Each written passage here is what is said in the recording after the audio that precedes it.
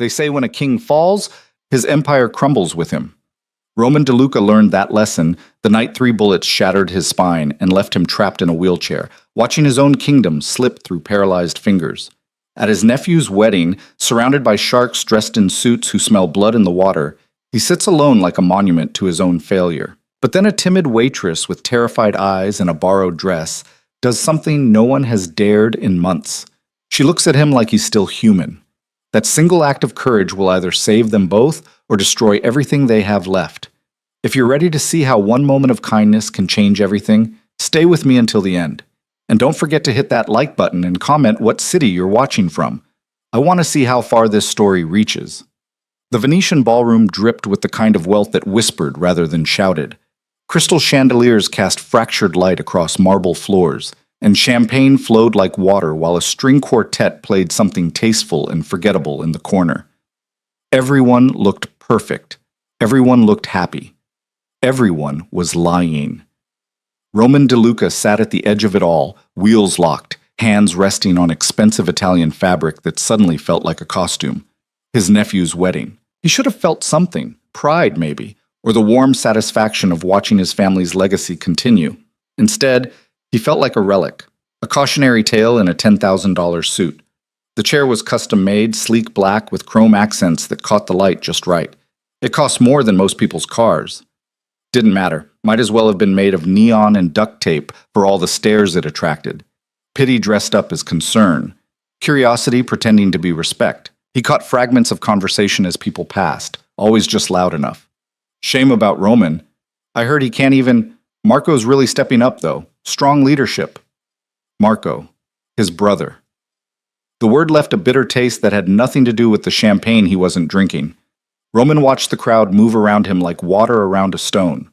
Old allies who suddenly had urgent conversations elsewhere when he rolled past. Business partners who used to seek his opinion now directed their questions to Marco, who stood near the bar holding court like he'd already inherited the throne. The worst part wasn't the stares or the whispers. It was the silence. The careful way people edited their words around him now, like he'd lost his hearing along with his legs. Like compassion meant treating him like glass instead of steel. Mr. DeLuca, a young associate, he couldn't remember the name, approached with that particular expression Roman had learned to hate, aggressive cheerfulness. Great party, huh? You must be so proud of Anthony. I am. The kid waited for more. When nothing came, he shifted his weight.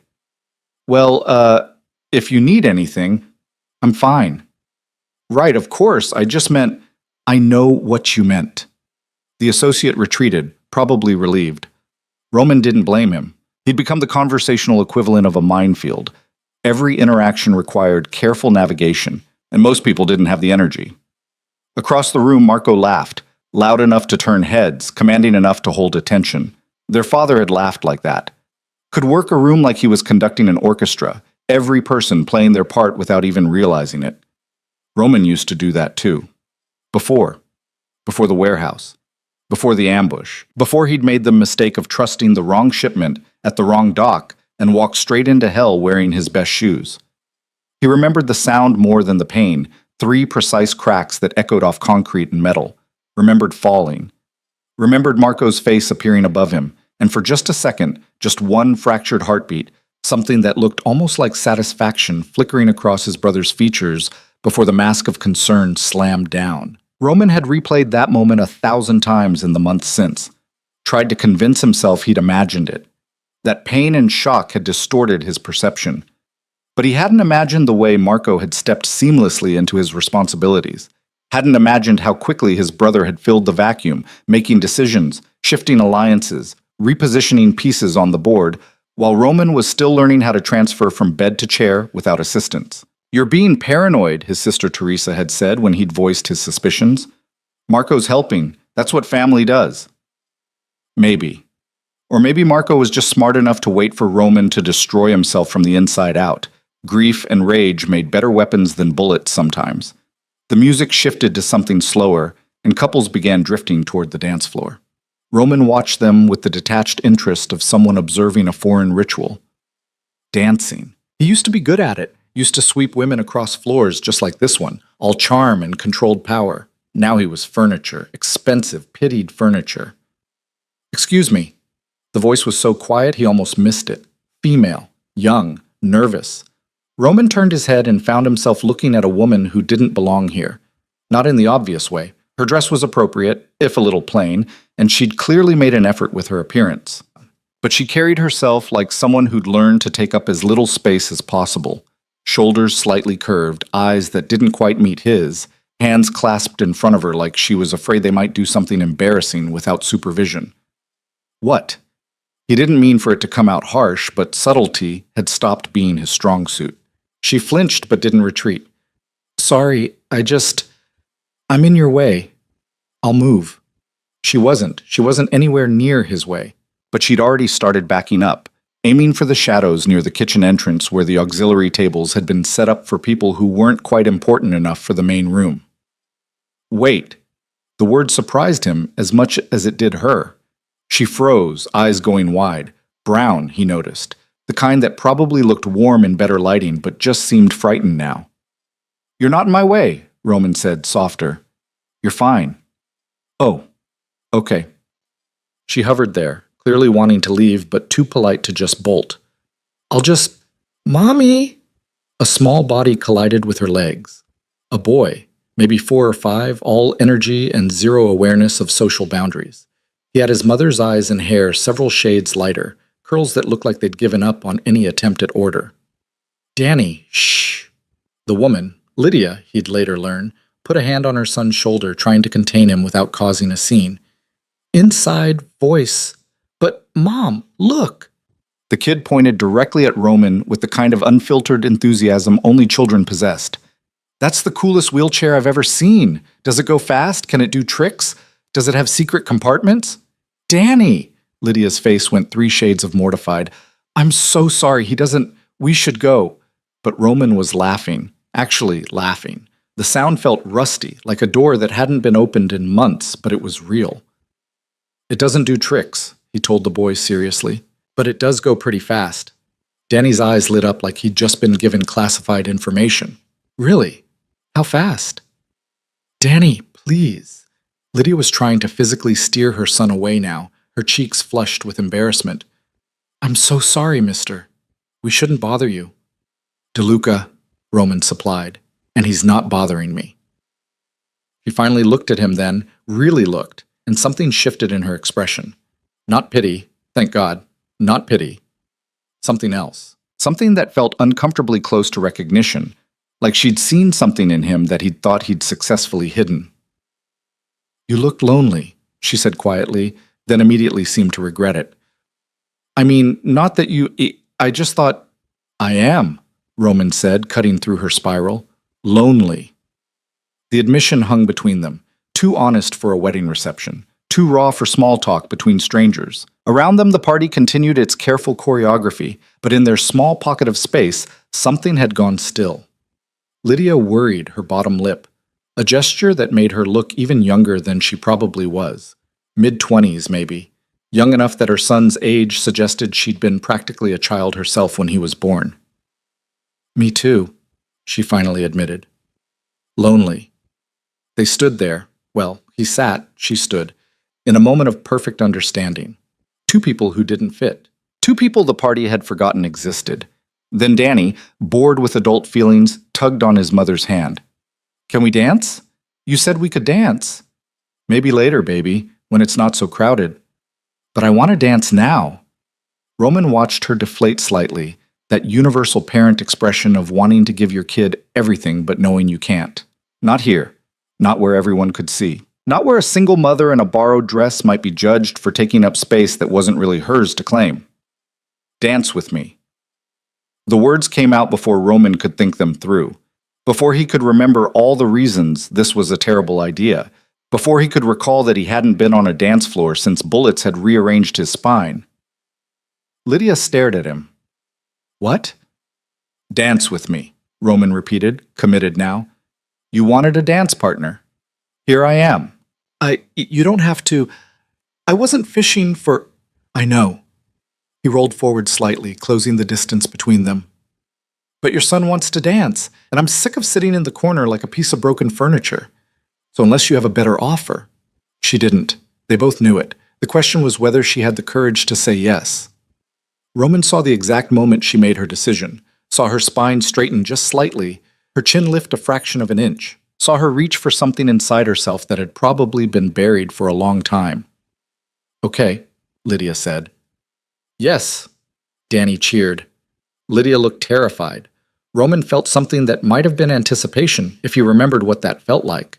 She moved behind him, uncertain, awkward, clearly having no idea what the protocol was for dancing with someone in a wheelchair.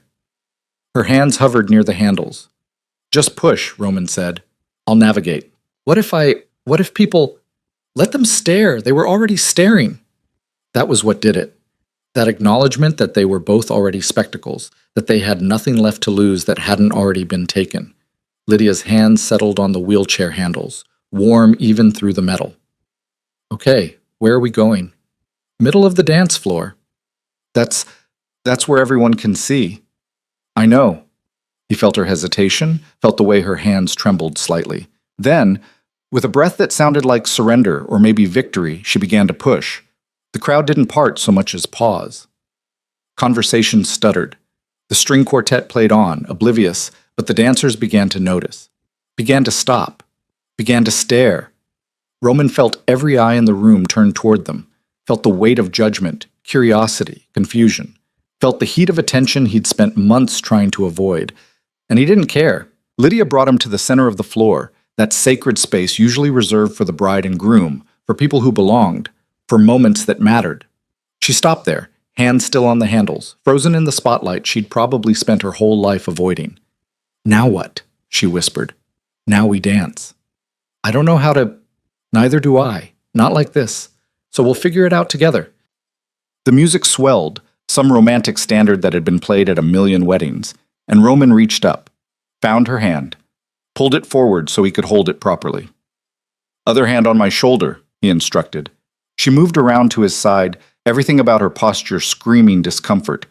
Her hand landed on his shoulder like a bird that might startle at any moment. "Look at me," Roman said. "Not them, me."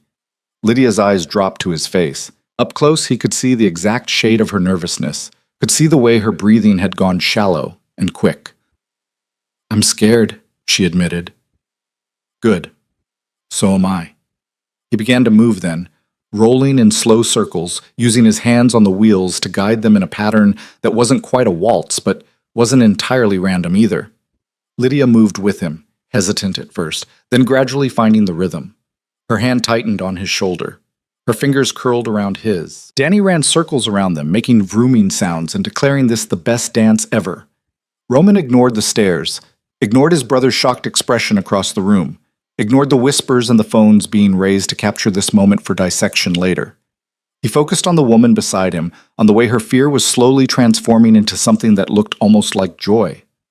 On the way she'd stopped trying to disappear and had started, just barely, to take up space. The song ended, another began. They kept dancing. "Why are you doing this?" Lydia asked eventually, her voice low enough that only he could hear. "Doing what?" "This. Dancing with me, making everyone look at us." Roman considered his answer. Could have given her something smooth, something charming. Could have pretended this was normal magnanimity from a man who had everything. Instead, he told the truth. "Because you looked at me like I was still a person," he said. "Not a tragedy, not a has-been, just a person. And I can't remember the last time someone did that." Her eyes went soft. "You are a person. A lonely one. Like me." "Yeah." Roman's chest felt tight. "Like you." They danced through 3 more songs. By the end, other couples had joined them, cautiously at first, then with growing confidence, like Roman and Lydia had somehow given permission for imperfection, for dancing that wasn't smooth, for moments that weren't Instagram perfect. When the music finally shifted to something upbeat and Danny demanded his mother's full attention, Lydia stepped back with visible reluctance. "Thank you," she said, "for that. Thank you for asking. I didn't ask. My son pointed at your chair and mortified me." Details. Roman found himself smiling, actually smiling, the real kind that reached his eyes. "What's your name? I should probably know that." "Lydia. Lydia Vale." Roman DeLuca. I know who you are. She said it simply, without weight. Everyone knows who you are. And you still ask me to dance? You asked me, technically. You said yes. I did. Lydia glanced toward the ballroom doors, toward escape. I should probably get Danny home. It's past his bedtime. Roman didn't want her to leave, didn't want to go back to sitting alone, to being invisible in plain sight.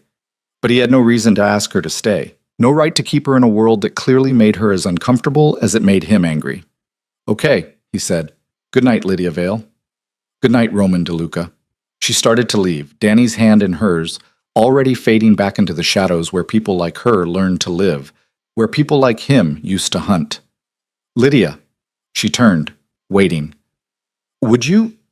Roman stopped, suddenly aware of how absurd this was about to sound. Would you want to get coffee sometime, or, I don't know, whatever people do when they're trying to not be lonely? Her expression did something complicated. Hope mixed with fear, mixed with disbelief. You want to get coffee with me?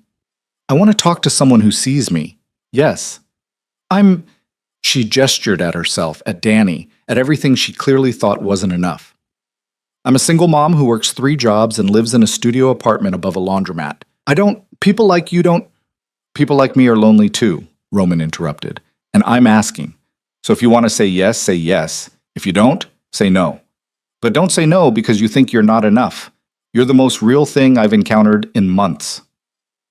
Lydia was quiet for a long moment. Danny tugged on her hand, oblivious to the weight of what was happening. Thursday, she finally said. I have Thursday mornings free. Thursday morning. Where? There's a coffee shop on Delancey, the one with the blue awning. Nothing fancy. Perfect. 10 o'clock? 10 o'clock. She left then, really left, taking her son and her borrowed dress and disappearing into the night. Roman stayed where she'd left him, in the middle of the dance floor, feeling something he hadn't felt since 3 bullets had changed everything. Hope. It was dangerous. It was stupid. It was probably going to hurt like hell, but it was better than numbness. That was quite a show. Roman didn't turn, didn't need to. He'd recognize Marco's voice anywhere, smooth as expensive scotch, and twice as likely to burn. Something to say, brother? Marco moved into view, drink in hand, expression carefully neutral. Just wondering what you're doing. That girl has a name, Lydia. Fine. Lydia. She's nobody, no family, no connections, no use to you. Maybe I don't need everything to be useful anymore. That's the wheelchair talking. Roman's hands tightened on his armrests. Careful. I'm just saying. Marco leaned in, voice dropping to that particular register of fake concern he'd perfected. You're vulnerable right now. People can take advantage, and a single mother sees a wealthy man in need of compassion? That's a story as old as time. She didn't know who I was when she approached me. She knew. Everyone knows. And even if she didn't, her kid sure made sure you'd notice them. Say. The suggestion made Roman's blood heat. He's 5 years old. Exactly. Perfect prop for a woman looking for a meal ticket. Get out of my sight. Roman, now! Marco straightened, wounded dignity replacing concern so smoothly it had to be rehearsed. I'm just trying to protect you. Someone has to, since you seem determined to make choices that could compromise everything Dad built. What I do with my personal life doesn't affect the business. Everything affects the business. You taught me that. He walked away then, leaving Roman alone again, but this time the loneliness felt different, poisoned by suggestion, by the seed of doubt Marco had planted with surgical precision. Was he being played? Had Lydia seen an opportunity and taken it? Had that whole moment been calculated manipulation instead of genuine connection?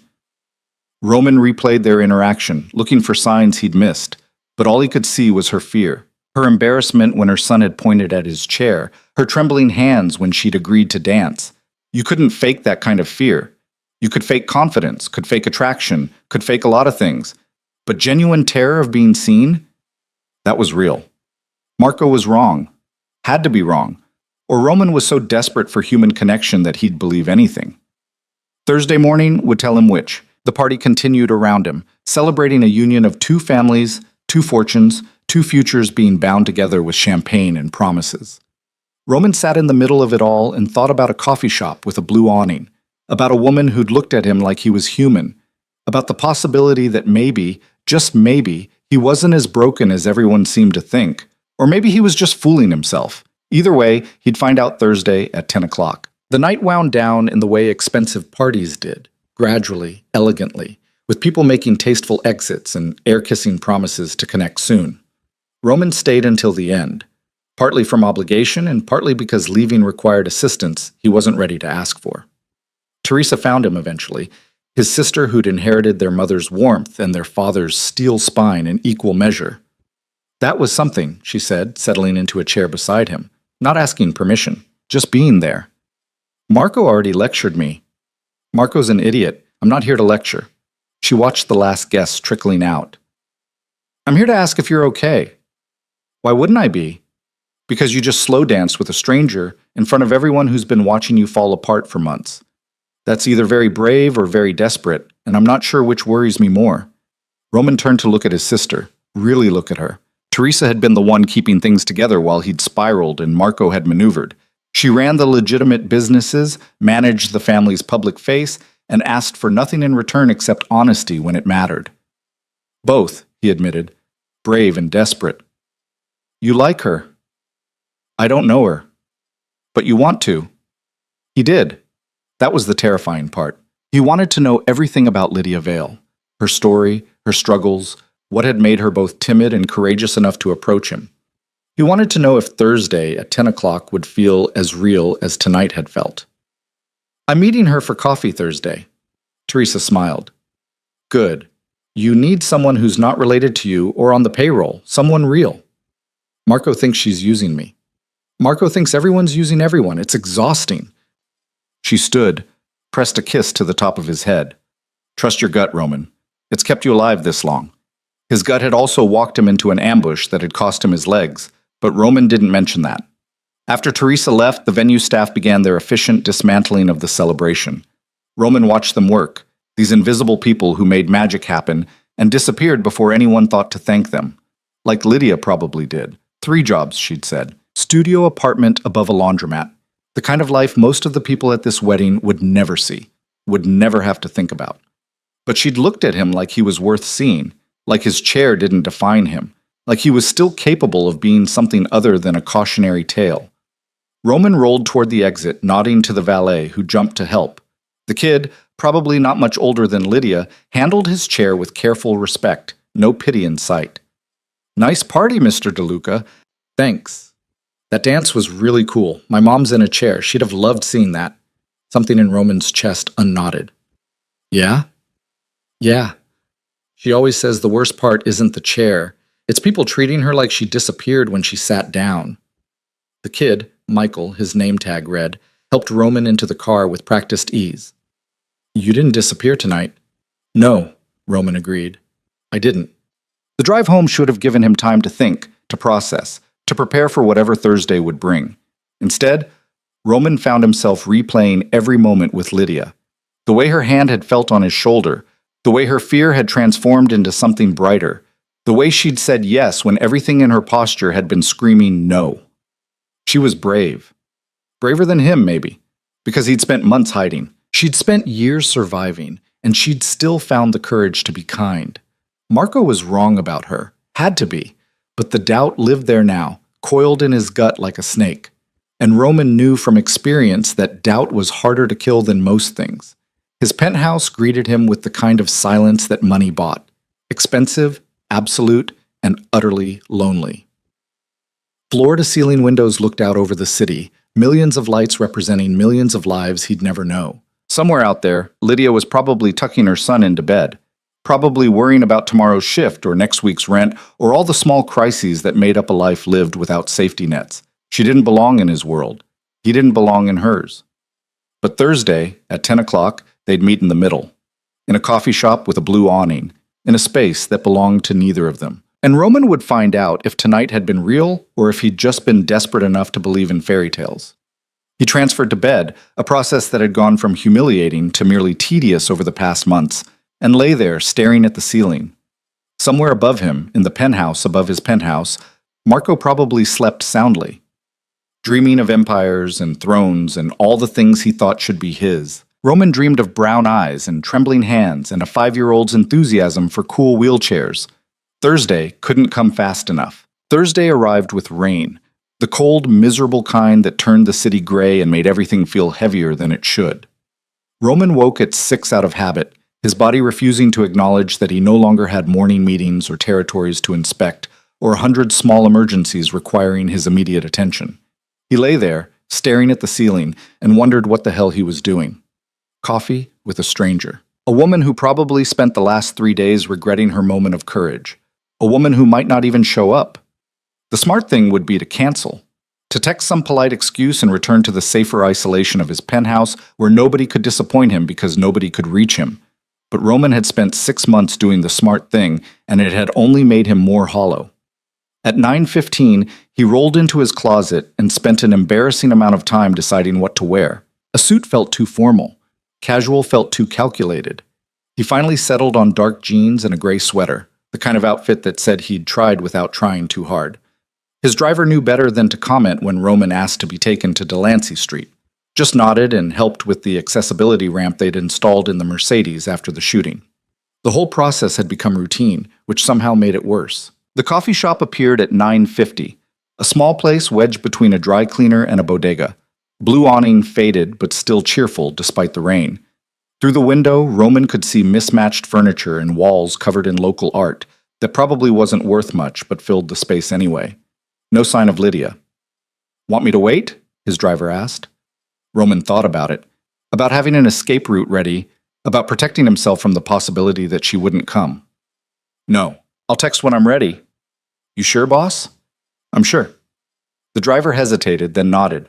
"Okay, be safe." Safe. As if coffee with a single mother posed any threat compared to what Roman dealt with daily, compared to his own brother circling like a shark waiting for blood. But maybe that was the point. Maybe safe meant something different now, meant emotional risk instead of physical danger, meant showing up without armor and seeing what happened. Roman rolled through the door, which mercifully didn't have a step, and into warmth that smelled like espresso and cinnamon. A few customers glanced up, did the double take he'd grown used to, then returned to their laptops and conversations. He found a corner table that gave him a view of the door and waited. 10 o'clock came and went. 10:15. At 10:20, Roman pulled out his phone to text Teresa that she'd been right to worry. That desperation had made him stupid. That he should have known better than to... The door chimed. Lydia rushed in, soaked and breathless, hair plastered to her face and apology written in every line of her body. She spotted him immediately, relief flooding her features. "I'm so sorry," she said, hurrying over.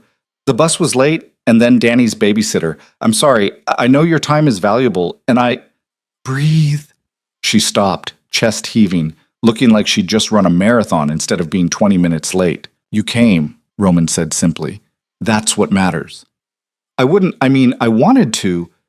She squeezed water from her jacket, making a puddle on the floor.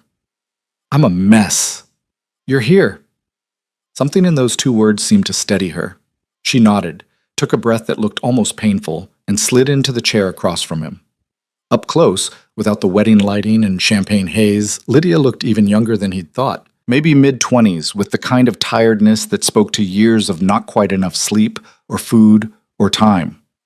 Her clothes were clean but worn, her hands chapped from work he could only guess at.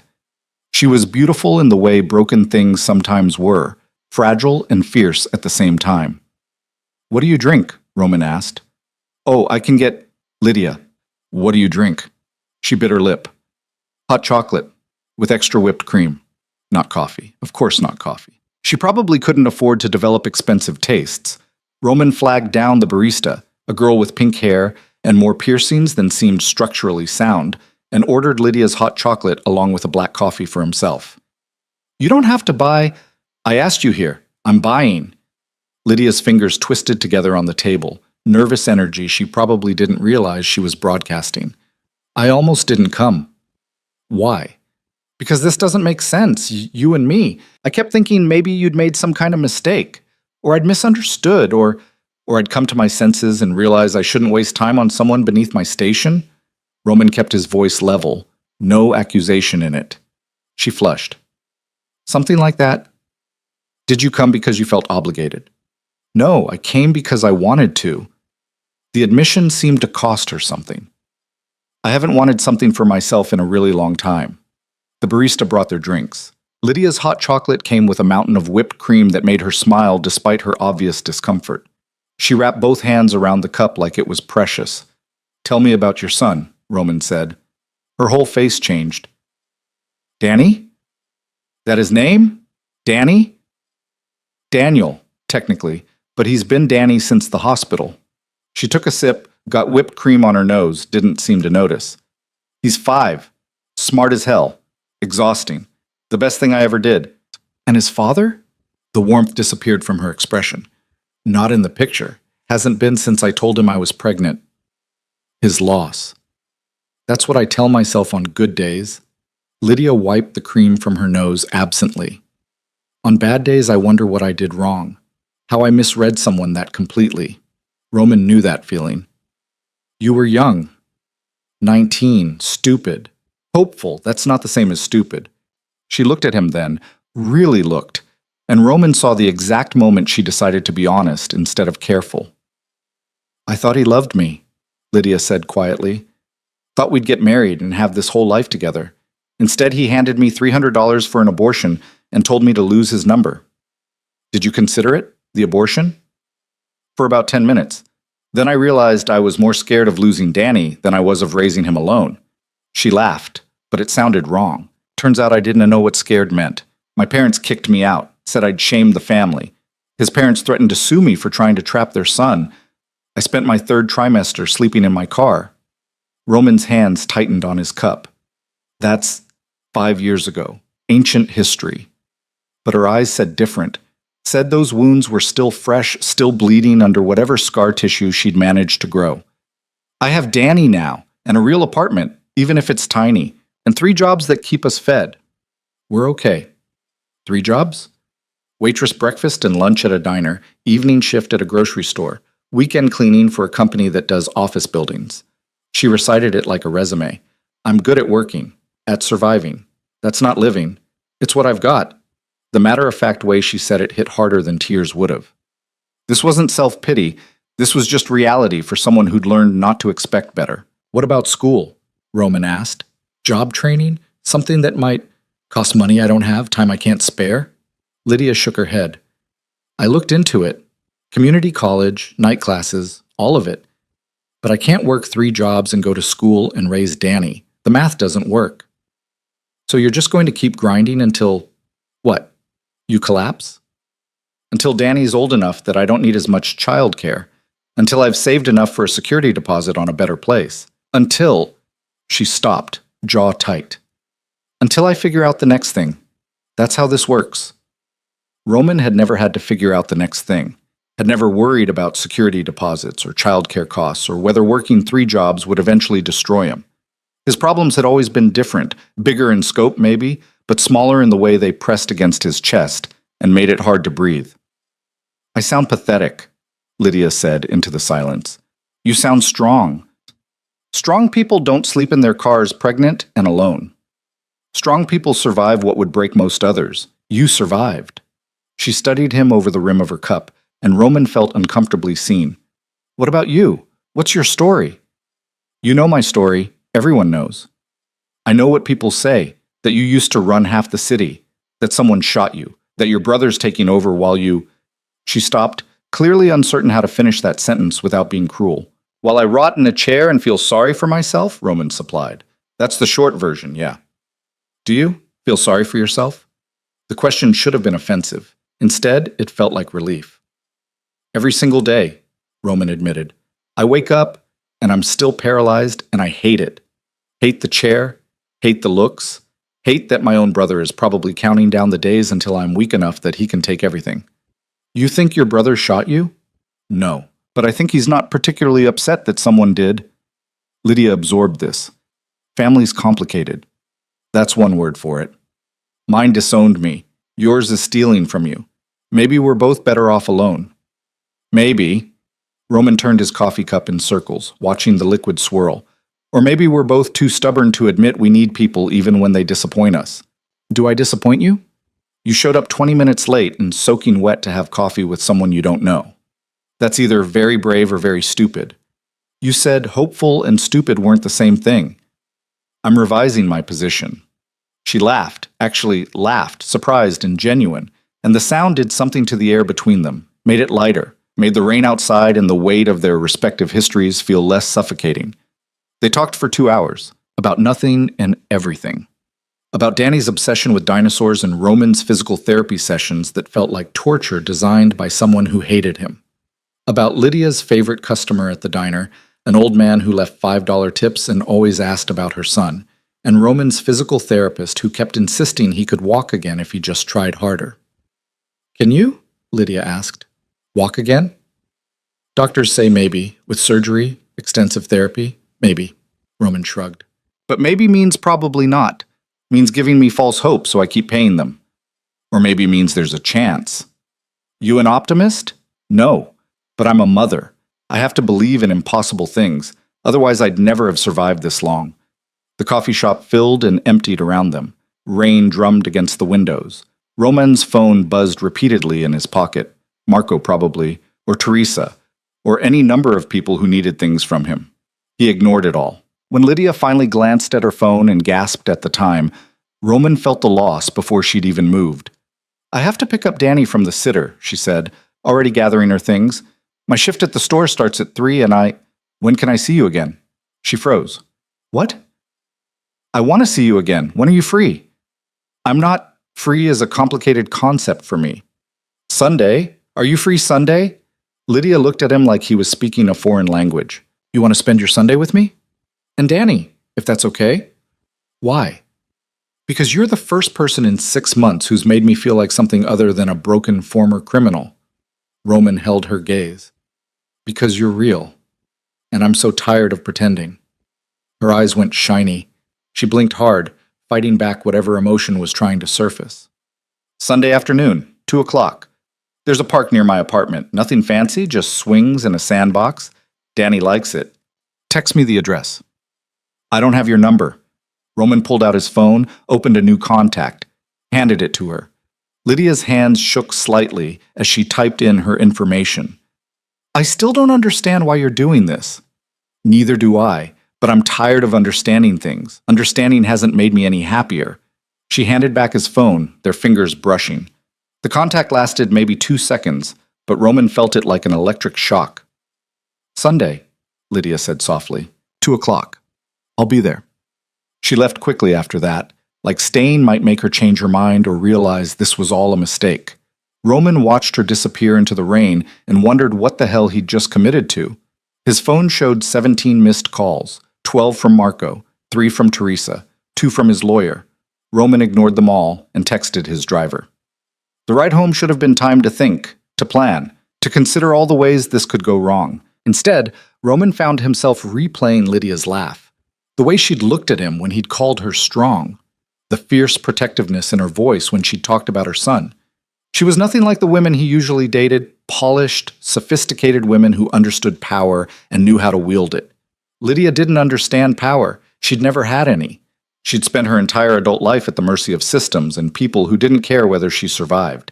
And she'd done it anyway, had kept going, had raised a kid alone and worked 3 jobs and still found the courage to approach a stranger at a wedding. Marco was going to lose his mind. The thought made Roman smile. His brother was waiting in the penthouse when Roman arrived, somehow having acquired a key and an inflated sense of entitlement. He stood by the windows, drink in hand, perfectly positioned to radiate disapproval. "Where were you?" Marco asked without turning around. "Out." "Your phone was off." "No, I was ignoring you. There's a difference." Marco finally turned and Roman saw the carefully controlled anger in his expression. "We had a meeting with the Castellano family about the waterfront properties. You handled it. That's not the point. You should have been there. They need to see you're still what? Still relevant? Still in control? Still not completely useless?" Roman rolled past his brother toward the bar, poured himself 2 fingers of scotch despite the fact that it wasn't even 3 in the afternoon. "I'm sure you represented the family beautifully." "This isn't a joke, Roman." "I'm not laughing. You're throwing away everything we've built. Everything, Dad?" "Dad's dead." Roman turned to face his brother head on.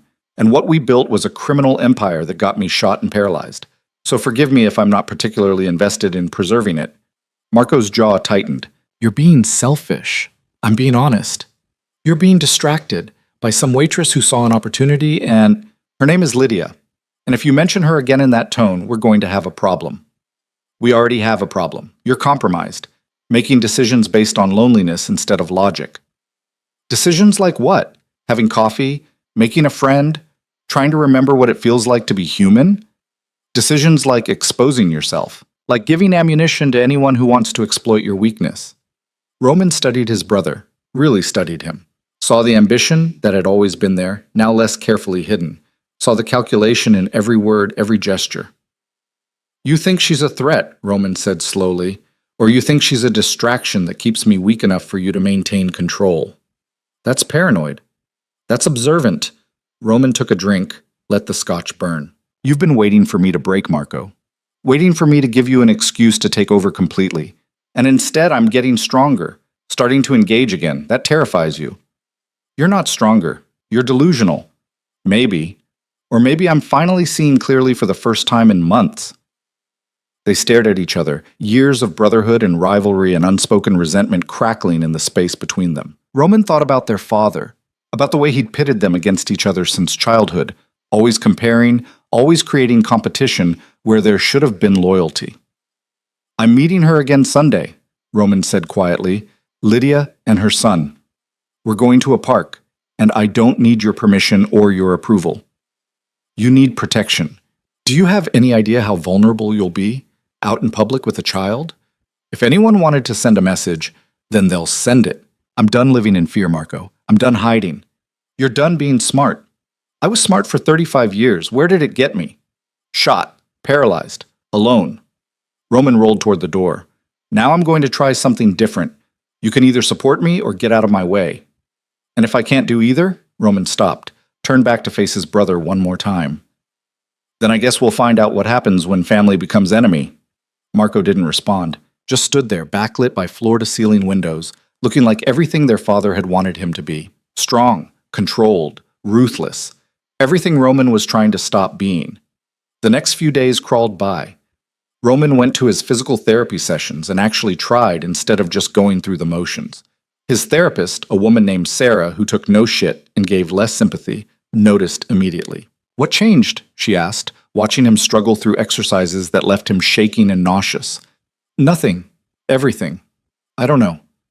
Well, whatever it is, keep doing it. You've improved more this week than in the previous 2 months combined. Roman didn't tell her about Lydia. Didn't mention that he was pushing himself because he wanted to be able to stand, even if just for a moment, next time he saw her. Didn't admit that hope was a better motivator than rage had ever been. Teresa called Friday night. Marco says you're seeing someone, she said without preamble. Marco needs to mind his business. Is it serious?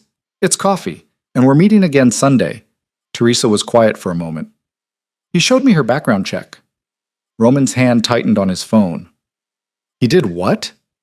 Full investigation, financial records, employment history, everything. Roman, she's got nothing, less than nothing. Credit card debt, eviction notices from 3 years ago, no assets, no... Stop. I'm just saying you need to be careful. If she's looking for a way out of... She's not. Roman's voice came out harder than he'd intended. She's surviving. There's a difference. How do you know? Because I know what people look like when they're scheming. Lydia looks scared, looks like she can't believe anyone would choose to spend time with her. He paused. She looks like I feel. Teresa sighed. Okay. Okay? Okay. If you trust her, I trust you, but Roman, be smart about this. Marco's not wrong that you're vulnerable right now. I'm always going to be vulnerable. The chair guarantees that, so I can either hide forever or I can take some risks and see what happens. Or you could take precautions, security, background checks on anyone she associates with. Normal things that would tell her I don't trust her, that I see her as a potential threat instead of... Roman stopped, unsure how to finish that sentence. Instead of what? Instead of someone who makes me feel like maybe I'm worth something beyond the empire and the fear and the power. His sister was quiet for a long moment. Okay, she finally said, but I'm having security follow you Sunday, discreetly. You won't even know they're there. Teresa, non-negotiable. You want to play normal guy falling for a girl? Fine. But you're still Roman DeLuca, and people still want you dead. So you get security or you don't go. She was right. Roman hated that she was right, but she was. Fine. Discreet. Promise. Sunday arrived cold and clear, the kind of autumn day that made the city look almost pretty despite itself. Roman dressed carefully. Jeans, a dark blue sweater, nothing that screamed wealth or danger. Just a man going to a park. The address Lydia had sent led to a neighborhood Roman wouldn't normally visit. Not dangerous exactly, but worn down, tired. The kind of place where people worked hard and still struggled. The park was small, wedged between apartment buildings, equipment old but maintained. Lydia was already there, pushing Danny on a swing. She hadn't seen him yet, and Roman took a moment to just watch her. She looked younger in daylight, hair pulled back in a ponytail, wearing jeans and a jacket that had seen better years. She was laughing at something her son said, her whole face bright with it. Roman's chest felt tight. Roman! Danny spotted him first, jumping off the swing mid-arc and running over with the fearlessness only children possessed. You came! Mom said you might not, but I knew you would because you promised. And promises are important. They are, Roman agreed, catching the kid's enthusiasm despite himself. What were you swinging so high for? Trying to touch the sky. Haven't made it yet. Keep trying. That's what matters. Lydia approached more slowly, tucking hair behind her ear in that nervous gesture he was starting to recognize. Hi. Hi. They stood there, suddenly awkward, while Danny ran circles around Roman's chair making airplane noises. This is weird, right? Lydia finally said. I don't know how to do this. Do what? This. Whatever this is. Dating? Hanging out? I haven't, since before Danny, I haven't. Then we'll figure it out together. Roman watched Danny discover a stick and immediately turn it into a sword. No pressure, no expectations, just being. Just being. She tested the words, seemed to like them. Okay, I can do that. They spent the afternoon doing nothing remarkable. Danny showed Roman every piece of playground equipment, narrated elaborate stories involving pirates and dinosaurs and superheroes, and asked approximately 8,000 questions about everything from wheelchairs to why the sky was blue. Lydia relaxed gradually, the tension bleeding out of her shoulders as the hours passed. She told stories about Danny's first steps, his first words, the time he'd decided to paint their entire apartment with pudding while she'd been in the shower. Roman found himself laughing more than he had in years, real laughter that came from his chest and made his face hurt. You're good with him, Lydia said, watching Roman help Danny build an elaborate stick fortress. Not everyone is. He's easy, says what he means, doesn't pretend. Unlike adults. Unlike everyone I usually deal with. When Danny finally wore himself out, they sat on a bench, Lydia on the seat, Roman beside her, watching the kid dig in the sandbox with focused intensity. Can I ask you something? Lydia said quietly. Anything. Why me? I've been trying to understand it all week. You could have anyone. Someone sophisticated and educated and... Fake? Roman interrupted. Someone who wants Roman DeLuca the Empire, not Roman DeLuca the person? I want the person. I know. That's why you... She looked at him then, and Roman saw tears threatening to spill. I'm going to disappoint you. Eventually, I'm going to... So will I. Probably sooner. He reached out slowly, giving her time to pull away, and took her hand. But maybe that's okay. Maybe disappointment is part of being real. Her fingers curled around his, holding on like she was afraid of falling. I'm scared, Lydia whispered. Me too. What are we doing? I have no idea, but I don't want to stop. Danny looked up from his excavation project, saw them holding hands, and grinned. Are you guys boyfriend and girlfriend now? Lydia's face went red. Danny! What? You said you liked him, and he likes you, I can tell. It's more complicated than...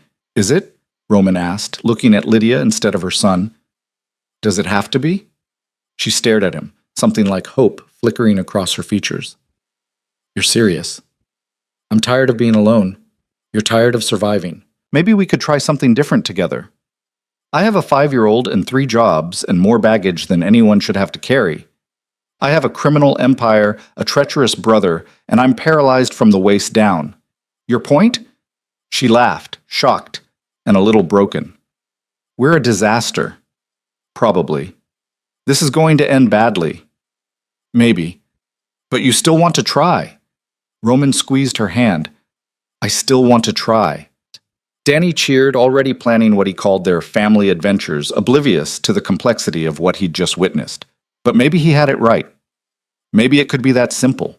Maybe two broken people could choose each other and see what happened next. The sun was setting by the time they left the park. Roman offered to drive them home. His car was warm and Danny was getting tired, and Lydia looked like she'd been on her feet for days. But she hesitated. You don't have to see where I live. It's nothing like what you're used to. Lydia. I'm serious. It's embarrassing. I don't care about your apartment. I care about making sure you and Danny get home safe. She relented finally, giving the driver an address that made his eyebrows rise almost imperceptibly. Roman shot him a look that killed any commentary. The building was exactly what he'd expected. Old brick, laundromat on the ground floor like she'd mentioned, stairs steep and narrow. Lydia's apartment was on the 3rd floor. I can't get you up there, she said, apologetic. I know, that's okay. Danny was asleep against his mother's shoulder, worn out from hours of play. Lydia shifted his weight, preparing to carry him up alone like she always did. Thank you, she said quietly. For today. For everything. Thank you for giving me a reason to leave my apartment. Same time next week? How about Wednesday? Coffee again? She smiled. Wednesday, 10 o'clock. Roman watched her disappear into her building, Danny heavy in her arms, climbing stairs he couldn't follow. His security team materialized from shadows. 2 men he hadn't noticed but who'd been there all afternoon. Everything secure? Roman asked. Yes, sir. No threats observed. Good. I want her building watched, discreetly. Make sure she's safe. Sir, if I may, getting involved with a civilian, especially someone with a child, I didn't ask for your opinion. I asked you to keep her safe. The man nodded. Understood. On the drive home, Roman's phone buzzed. Marco, again. He let it go to voicemail. Whatever his brother wanted could wait. For the first time in 6 months, Roman had something to look forward to. Someone who saw him as more than a broken king or a liability or a problem to be managed. He had Lydia and her impossible son, and a chance at something that looked almost like hope. It wasn't much, but it was more than he'd had yesterday, and for now, that was enough. Wednesday morning arrived with a phone call that shattered whatever peace Roman had managed to build. 3 a.m, his phone screaming into the darkness, Marco's name flashing on the screen. What? Roman answered, already knowing it was bad. Nothing good happened at 3 a.m. We have a problem. Marco's voice was tight. The Castellano deal fell through. They're backing out. Why? Because someone told them you're distracted, compromised, that the family's leadership is uncertain. Roman sat up, ignoring the sharp pull in his back. Someone. Yeah, someone, Taik. Marco paused. They also know about your waitress. Ice flooded Roman's veins.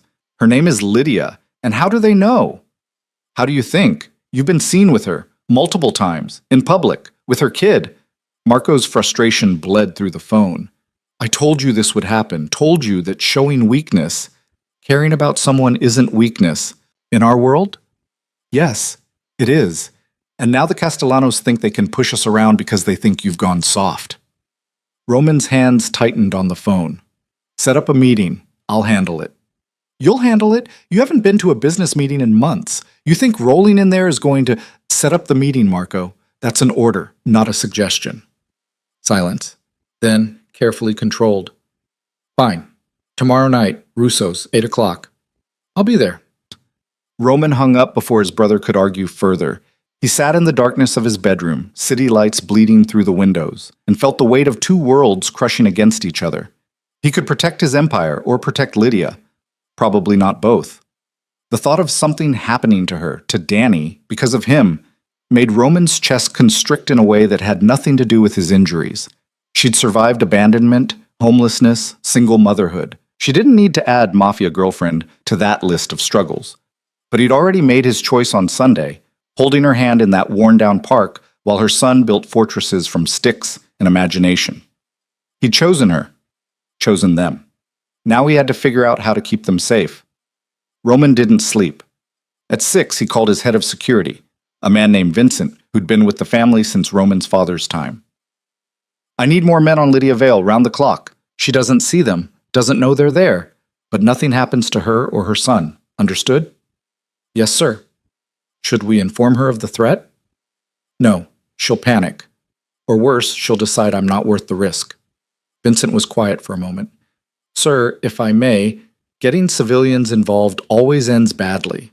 Always. Maybe it's better to what? Push her away? Pretend I don't care? That ship has sailed, Vincent. She's in this now, whether I like it or not. Then we do this properly.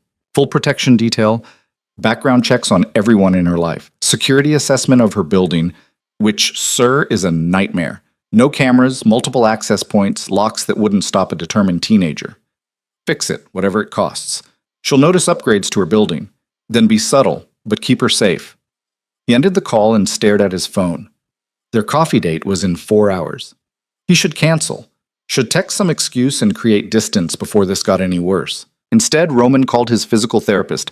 I need an emergency session now. Sarah showed up at his penthouse at 7, unimpressed by the early hour or the urgency in his voice. She took one look at him and shook her head. What happened? I need to stand. Need to walk. Even if it's just a few steps with support. Roman, we've talked about this. The surgery is still... I don't care about the surgery. I care about not looking completely helpless at a business meeting tomorrow night. He met her eyes. Please. I know you can push me harder. I know there's more I could be doing. Sarah studied him for a long moment. This is about the girl. This is about me being tired of sitting down while the world happens around me. Same thing. But she pulled out her equipment anyway. Okay, we're going to hurt. A lot. And I can't promise results. I don't need promises, I need progress. The next hour was agony. Sarah pushed him through exercises that left him shaking and nauseous, forcing his body to remember patterns it had forgotten. His legs felt like dead weight, muscles atrophied from months of disuse fighting against demands they couldn't meet. Again, Sarah commanded when he wanted to stop. I can't. You can.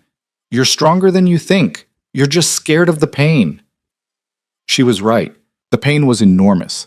Not just physical, but emotional, each failed attempt reminding him of everything he'd lost. But underneath the pain, something else flickered. Movement. Small, almost imperceptible, but there. Did you see that? Roman gasped. I saw it. Your right quad contracted. That's good. That's progress. Can I stand?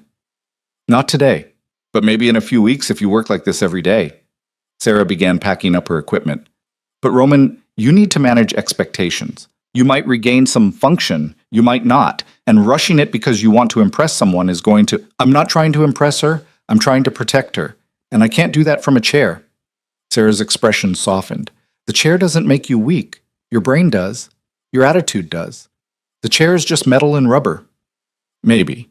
But metal and rubber had become Roman's prison, and he was done being trapped. At 9:30, he texted Lydia. Still on for 10? Her response came immediately. Yes, Danny made you a drawing. Fair warning, it's very dinosaur heavy. Roman smiled despite everything. Can't wait. The coffee shop felt different this time. Familiar. Almost comfortable. Lydia was already there when Roman arrived, Danny coloring furiously at their table while she nursed what looked like the same hot chocolate with excessive whipped cream. Hi, she said, and her smile did things to Roman's chest that should have been illegal. Hi yourself. Danny looked up, saw Roman, and launched into an elaborate explanation of his drawing that involved time-traveling dinosaurs and robots and a complex plot Roman couldn't quite follow, but appreciated anyway. It's for you, Danny announced, thrusting the paper at Roman with the confidence of someone who'd created a masterpiece. To put on your wall. I will, thank you. Danny, what do we say? Lydia prompted gently. You're welcome. The kid beamed, then returned to his coloring like the exchange had never happened. Roman and Lydia fell into conversation easily, easier than Roman had managed with anyone in years. She told him about a difficult customer at the diner who'd left a $20 tip after Lydia had listened to her problems for 15 minutes. He told her about his physical therapy session, editing out the desperation but keeping the small victory. That's amazing, Lydia said. You must be so proud. I contracted one muscle. It's not exactly walking. It's progress. That matters. She had this way of reframing things, of seeing hope where Roman saw failure. It should have been annoying. Instead, it made him want to try harder. They'd been talking for maybe 20 minutes when Roman's phone buzzed. He ignored it. It buzzed again and again. "You can get that," Lydia said. "I don't mind. It's nothing important." But the buzzing didn't stop, and finally Roman glanced at the screen. 15 missed calls from Marco, 3 from Teresa, and a text from Vincent that made his blood go cold. Situation developing. Castellanos asking questions about the Veil woman. Recommend immediate relocation to secure location. Roman's face must have changed because Lydia leaned forward, concern replacing her smile. "What's wrong?" "Nothing. Business thing. You're lying. You got really pale really fast." He'd never been good at lying to people who actually paid attention. "It's complicated." "Is it about me?" Roman wanted to deny it, wanted to protect her from the truth a little longer, but she deserved honesty, even when it was ugly. "Yes." Lydia sat back, something crumbling in her expression. "I knew this was too good to be true." "It's not." "Lydia, listen to me." "No, I get it. Your world and mine don't mix. I was stupid to think—" "Stop!" Roman reached across the table, caught her hand before she could pull away. "This isn't about our worlds not mixing. This is about some business associates finding out you exist and trying to use that information." Fear flickered across her face. "Use it how?" "As leverage, as a pressure point, as—" He stopped, not wanting to say the word that would make this real. "As a way to hurt you." Lydia finished the sentence herself, voice small. "By hurting me. Or Danny. I won't let that happen." "How can you stop it? You don't even know these people. What they're capable of—" "I know exactly what they're capable of. I used to do business with them." Roman's jaw tightened, "which is why I know how to handle this." Lydia pulled her hand away, wrapping both arms around herself like she was cold. "Maybe we should stop. This, whatever this is, before someone gets hurt. Is that what you want?" "What I want doesn't matter. What's safe matters. What's right for Danny matters." "And you think walking away from me is right for Danny?" She flinched. "I think protecting him from danger is right for Danny. And your danger. Your whole life is danger." Roman wanted to argue, wanted to promise he could keep them safe. But he'd made promises before that bullets had rendered meaningless. "You're right," he said quietly. "Being with me puts you at risk. So I'll understand if you want to end this now, before it gets worse." Lydia's eyes went shiny. "Do you want to end it?" "No, but what I want isn't fair to you or your son." They sat there in terrible silence while Danny colored, oblivious to the way his world was about to shift again. Around them, the coffee shop buzzed with normal conversations, normal problems, normal lives that didn't include death threats and criminal empires. "I don't want to end it either," Lydia finally whispered. "But I'm so scared." "Then let me protect you. Let me put security on you and Danny. Let me—" "Security?" Her voice rose slightly. "Like bodyguards? Like— Roman, I can't live like that. I can't have my son grow up thinking he needs armed men following him to kindergarten." "Better that than—" "Than what? Than him getting caught in crossfire because his mom fell for the wrong guy?" Tears spilled over now, running down her cheeks faster than she could wipe them away. "I've made so many mistakes, but I've always kept Danny safe. Always. And now nothing changes. We're careful. We're smart. But we don't let fear win. Fear keeps us alive. Fear keeps us alone." Roman leaned forward, lowering his voice. "I spent 6 months afraid of being seen, afraid of being weak, afraid of caring about anything because losing it would hurt too much. And all that fear did was make me miserable." "At least you were safe." "Was I?" "Someone still shot me, Lydia. All my caution, all my security, all my careful control. It didn't stop 3 bullets from destroying my life." She hiccuped, trying to control her breathing. "So what are you saying? That we should just ignore the danger?" "I'm saying we acknowledge it, but don't let it control us. I'm saying I have resources and people who can keep you safe. I'm saying—" Roman stopped, realizing what he was about to admit. "I'm saying I care about you too much to walk away just because it's complicated." Lydia stared at him. "You barely know me." "I know enough. I know you're brave and kind and you've survived things that would have broken most people. I know your son makes me laugh in a way I haven't in years. I know when I'm with you, I feel like maybe I'm not completely ruined. You're not ruined. Then let me prove it. Let me show you that I can do this. protect you and care about you at the same time. She bit her lip, clearly torn. What does protection even look like? Security watching your building, driving you to work when possible, changing your routine so you're less predictable. Small things that won't disrupt your life but will make you harder to target. And if that's not enough, Roman met her eyes. Then we escalate. But I promise you, Lydia, I will not let anything happen to you or Danny. I don't care what it costs. That's what I'm afraid of, the cost. She wiped her face, trying to compose herself.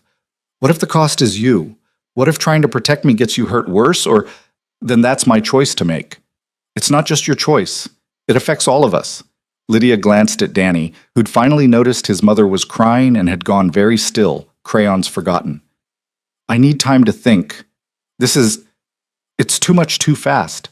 Roman wanted to push, wanted to make her understand that waiting meant more danger, not less. But he also knew that pushing someone who was already terrified would only drive her away faster. Okay, take the time you need, but in the meantime, let me at least put basic security in place, just in case. Without asking me. I'm asking now. She laughed, wet and broken. Some choice. Say yes or feel guilty if something happens. Say yes or be practical about the fact that you've been dragged into something dangerous through no fault of your own. Roman softened his voice. I'm not trying to control you, Lydia. I'm trying to keep you alive. The bluntness of it seemed to shake something loose. She nodded, defeated. Okay, basic security, but nothing that scares Danny.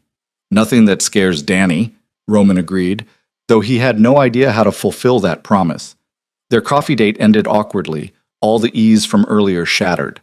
Lydia gathered Danny, who kept asking why Mommy was sad, and left without making plans to meet again. Roman sat alone in the coffee shop and wondered if he'd just destroyed the best thing that had happened to him in years. His phone buzzed. Marco. Again. What? You done playing house? Because we have actual problems that need your attention. I'm aware. Are you? Because from where I'm sitting, you're so busy chasing tail that you've forgotten we have a business to run. Roman's temper, already frayed, snapped. Careful, Marco. You're about 2 seconds away from finding out exactly how much authority I still have. Authority means nothing if you're too distracted to use it. Set up the meeting with the Castellanos tomorrow night, 8 o'clock, and make sure they know I'll be there. You sure that's wise? Walking into a room full of people who think you're weak? I'm not walking, I'm rolling, but I'm showing up, which is more than they expected. Roman ended the call before Marco could respond. The rest of the day passed in a blur of phone calls and preparations. Vincent briefed him on security arrangements, discrete teams positioned around Lydia's building, her workplace, Danny's daycare. They'd identified 3 potential vulnerabilities and were working to address them. She's not going to like this, Vincent warned. Civilians never do. She doesn't have to like it. She just has to be safe. Teresa called that evening, her voice tight with worry. Marco said you're going to the Castellano meeting. I am. Roman, they're going to test you, push you, try to see if you're really still in control or if Marco's their new point of contact. Let them try. And the girl? Marco said she was crying in the coffee shop. Her name is Lydia, and yes, she was upset, because I told her the truth about what dating me means. Which is? Danger, constant threat, security details and restricted movement, and never being sure if someone wants to hurt her to get to me. Teresa sighed. And she's still willing to try? She's thinking about it. Is she worth it? Worth all this risk and complication? Roman thought about Lydia's laugh, about Danny's dinosaur drawing currently folded in his jacket pocket, about the way she looked at him like he was just Roman, not Roman DeLuca the criminal, the cripple, the cautionary tale. Yes, he said, she's worth it. Then fight for her. But Roman, don't lose yourself in the process. You're still the head of this family, still responsible for hundreds of people who depend on you. Don't forget that while you're playing hero. I'm not playing anything. I'm trying to be better than what Dad made us. Dad made us survivors. Dad made us predators. There's a difference. Teresa was quiet for a moment. Just be careful tomorrow night. The Castellanos aren't known for their patience or mercy. Neither am I. The next evening, Roman dressed with more care than he had in months. Dark suit, crisp shirt, cufflinks that had been his father's. He looked at himself in the mirror and saw someone trying very hard to appear strong while feeling anything but. His hand shook as he transferred to his chair. Nerves or muscle fatigue, he couldn't tell. It didn't matter. He had to do this. Russo's was the kind of restaurant where deals happened in back rooms and nobody questioned the security standing outside. Roman arrived exactly on time, Vincent and two other men flanking him like an honor guard or a warning. Marco was already there, looking smug and expensive at the bar.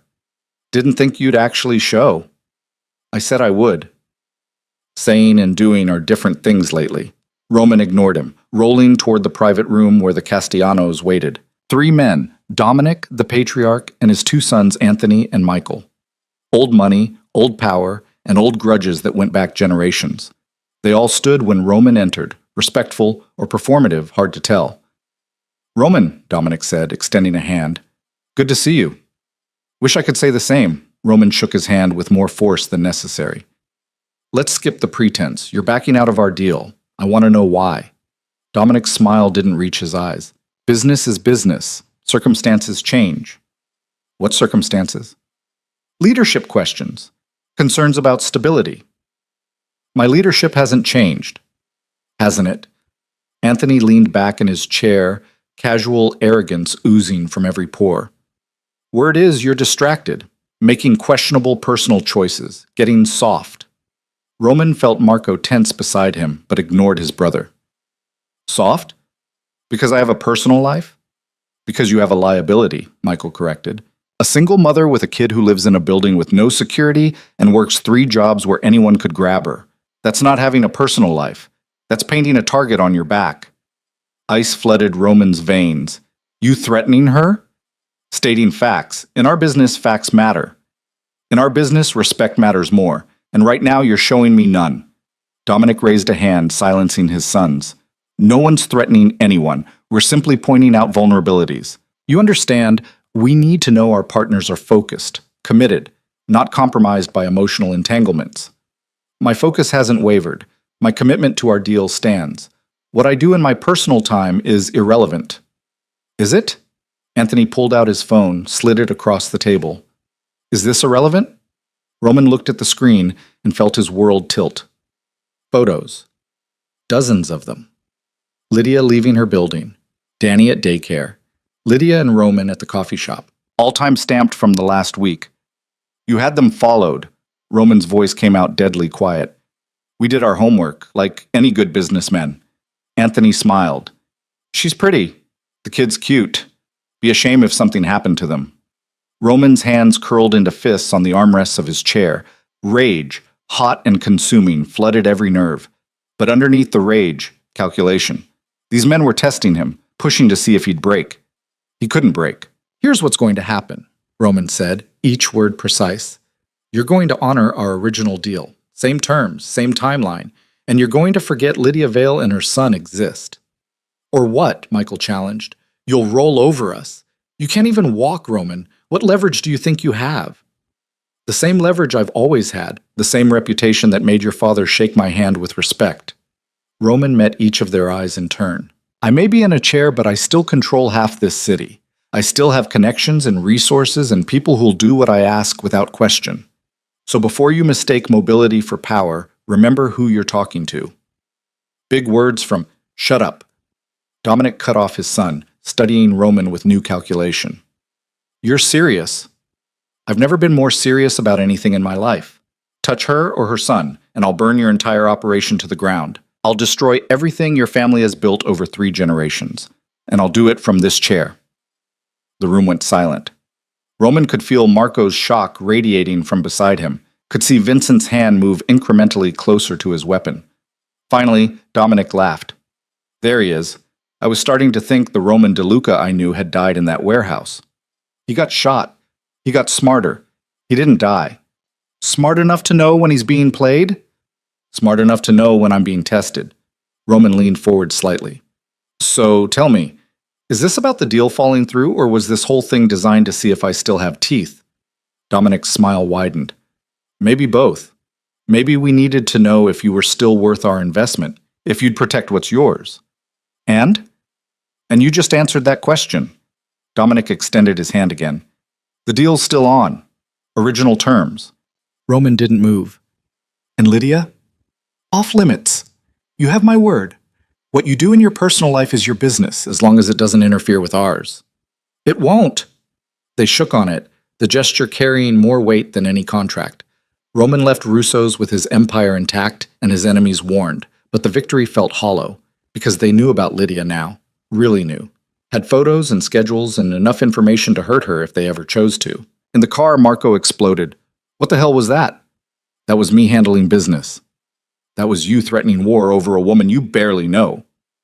That was me drawing a line. Roman turned to face his brother. And if you ever disrespect her again, I'll draw another line. Through you. Marco stared at him, something like fear flickering in his eyes.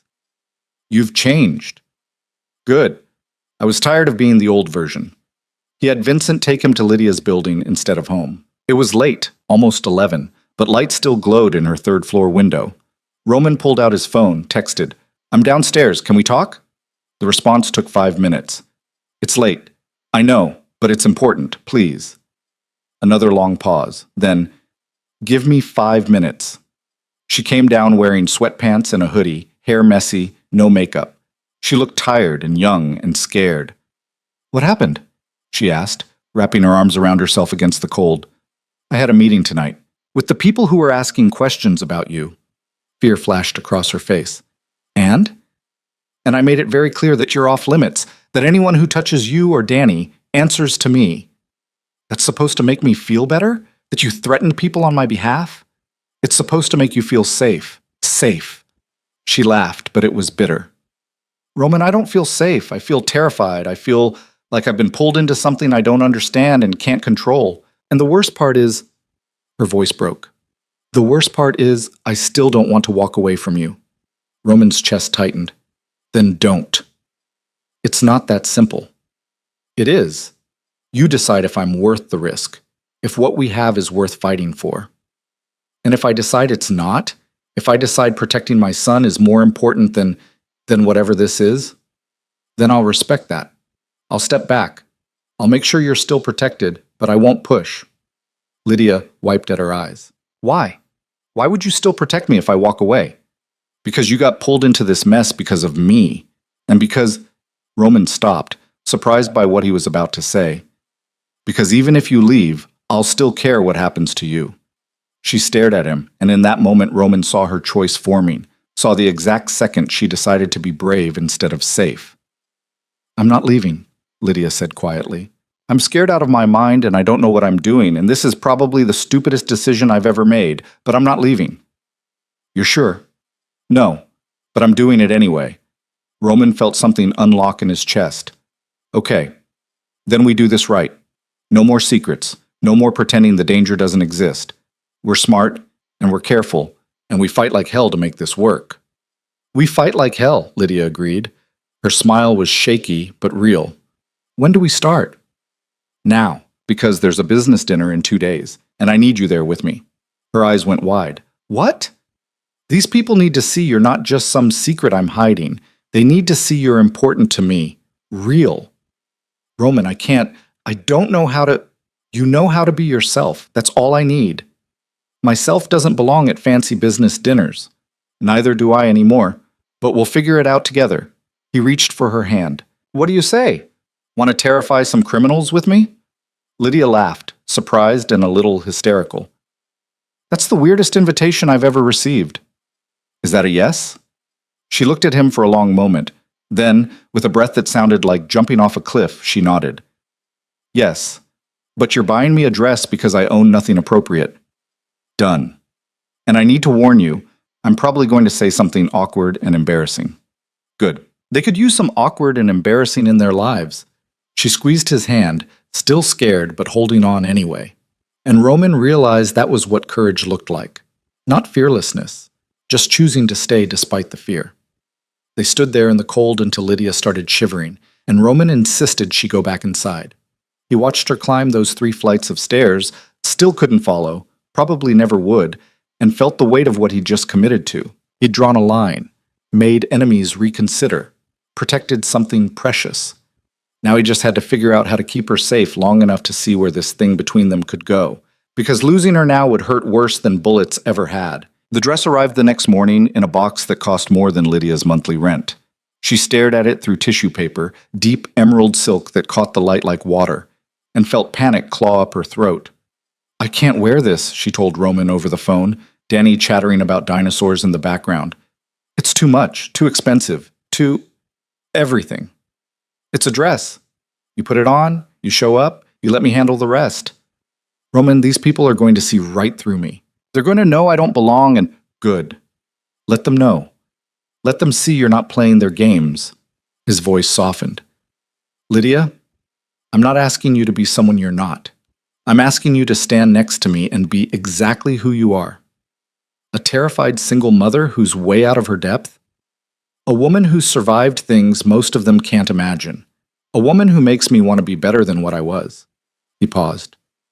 Trust me. Please. She wanted to believe this could work, but trust had cost her everything once before, and the scar tissue hadn't fully healed.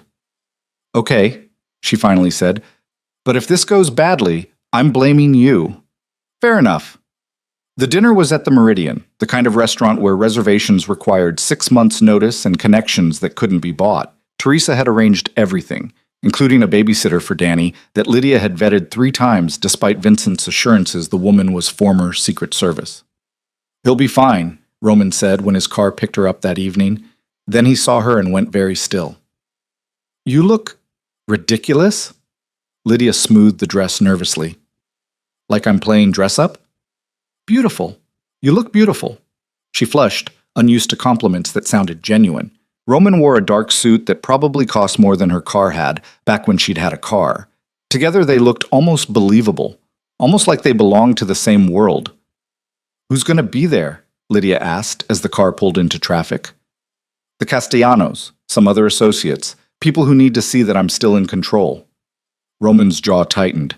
And Marco, your brother. Unfortunately. He doesn't like me. He doesn't like anything that might interfere with his plans. That's not about you. But it felt personal. Felt like every dismissive look she'd gotten from people who judged her for being young and pregnant and alone. Like every social worker who'd assumed she was incompetent. Like every parent at Danny's daycare who'd looked at her worn clothes and pitied her son.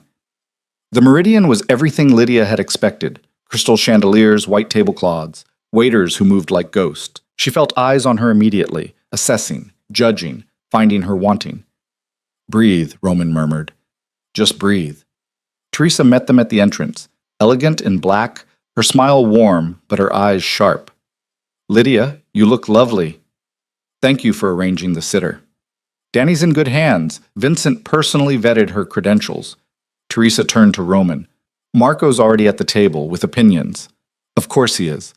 They entered the private dining room where 10 people sat around an obscenely large table. Conversation stopped. Every eye turned toward them. Toward Lydia specifically, with varying degrees of curiosity and calculation. Dominic Castellano rose first, extending a hand to Roman, then turning to Lydia with something that might have been respect. Miss Vale, pleasure to meet you properly. Mr. Castellano. Her voice came out steadier than she felt. Please, Dominic. Anyone important to Roman is worth knowing. Marco stood last, his smile not reaching his eyes. Brother, and the famous Lydia, finally joining us for business. This is personal, not business, Roman said flatly. Is there a difference anymore? The tension could have been cut with a knife. Lydia felt herself shrinking, trying to take up less space, less attention. Then Roman's hand found hers under the table and squeezed once, gentle pressure that said, I'm here. She squeezed back and stopped shrinking. Dinner began with the kind of small talk that sounded pleasant but carried undertones Lydia couldn't quite decode. Talk of shipping routes and real estate investments and political connections. She stayed quiet, listening, trying to map the dynamics. Anthony Castellano sat across from her, studying her with open curiosity. So Lydia, what do you do? I work 3 jobs, waitressing, grocery store, cleaning offices. 3 jobs. He sounded impressed or condescending. She couldn't tell. That's ambitious. That's survival. There's a difference. I imagine there is. He took a sip of wine that probably cost more than her weekly groceries. Must be quite a change being here with us. It is. Overwhelming? Honestly? Yes. Lydia met his eyes. But I've been overwhelmed before. You adapt. Something shifted in Anthony's expression. How'd you and Roman meet? Before Lydia could answer, Marco cut in. At a wedding where she was working. The implication hung there, that she'd been hired help who'd gotten lucky, caught the eye of someone important. Lydia felt heat creep up her neck. Actually, Roman said, voice dangerously quiet, Lydia approached me because she saw someone sitting alone and thought that was wrong. She didn't know who I was. Didn't care about my last name or my money. She just saw someone who looked lonely and decided to be kind. How refreshing, Marco drawled. Kindness. What a novel concept. It is for you, isn't it? The brothers stared at each other, years of resentment crackling between them. Teresa cleared her throat, changing the subject smoothly to upcoming charity galas and business expansions. Lydia tried to follow the conversation but felt increasingly out of place. These people spoke in code, referenced things she didn't understand, operated in a world where power was currency and vulnerability was weakness. Then Michael Castellano asked her about Danny. Your son, Daniel, right? How old? 5. He turned 6 in March. Must be hard, raising him alone while working 3 jobs. Everyone was watching her now, waiting to see if she'd crumble under scrutiny. It's the hardest thing I've ever done, Lydia said honestly, but it's also the best thing. Danny's, he's everything. Every struggle, every sacrifice. It's worth it when he looks at me like I'm his whole world. His father's not involved. This from Marco, needling. No, his father made it very clear he didn't want to be. That must have been difficult, being abandoned like that. Roman's hand tightened on hers, warning in the gesture. But Lydia didn't need protecting from the truth. It was devastating, she said. I thought I knew him, thought we'd build a life together. Instead, he handed me cash for an abortion and told me to disappear. She looked directly at Marco. But I didn't disappear. I survived. And I built a life for my son that's small, but it's ours and it's real. Silence fell around the table. Even Marco seemed taken aback by her directness. Then Dominic started laughing. I like her. She's got spine. More than most, Teresa agreed, shooting Lydia a look that might have been approval. The dinner continued, tension easing incrementally. People asked Lydia questions, real questions, not tests, about Danny, about her work, about her life. She answered honestly, without embellishment, and something about that honesty seemed to disarm them. During dessert, while conversation splintered into smaller groups, Marco leaned across the table toward Lydia.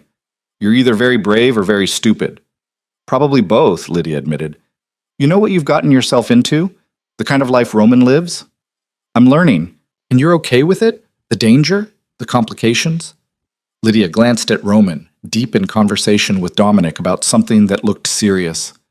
I'm not okay with any of it, but I'm here anyway. Why? Because he makes me feel like I matter, like I'm worth something beyond how useful I am. She met Marco's eyes. When's the last time someone made you feel that way? Something flickered in Marco's expression. Pain, maybe, or recognition. That's not how our world works. Maybe it should be. He studied her for a long moment. You're going to get hurt, both of you. Probably, but at least we'll have tried. Marco shook his head, something almost like respect in the gesture. I still think this is a mistake, but I can see why he likes you. Because I'm stupid enough to care about him? Because you're honest enough to admit it. The dinner ended 2 hours later with handshakes and promises, and the sense that something had shifted. As they left, Dominic pulled Roman aside while Teresa walked Lydia to the car. You did well tonight, Teresa said. Better than most. I felt like an imposter. Everyone in that room is an imposter. You were just honest about it. Teresa paused at the car. Roman's different with you. Lighter. More like the person he was before our father turned him into. What he became. What did he become? Exactly what Dad wanted. Ruthless. Controlled. Empty.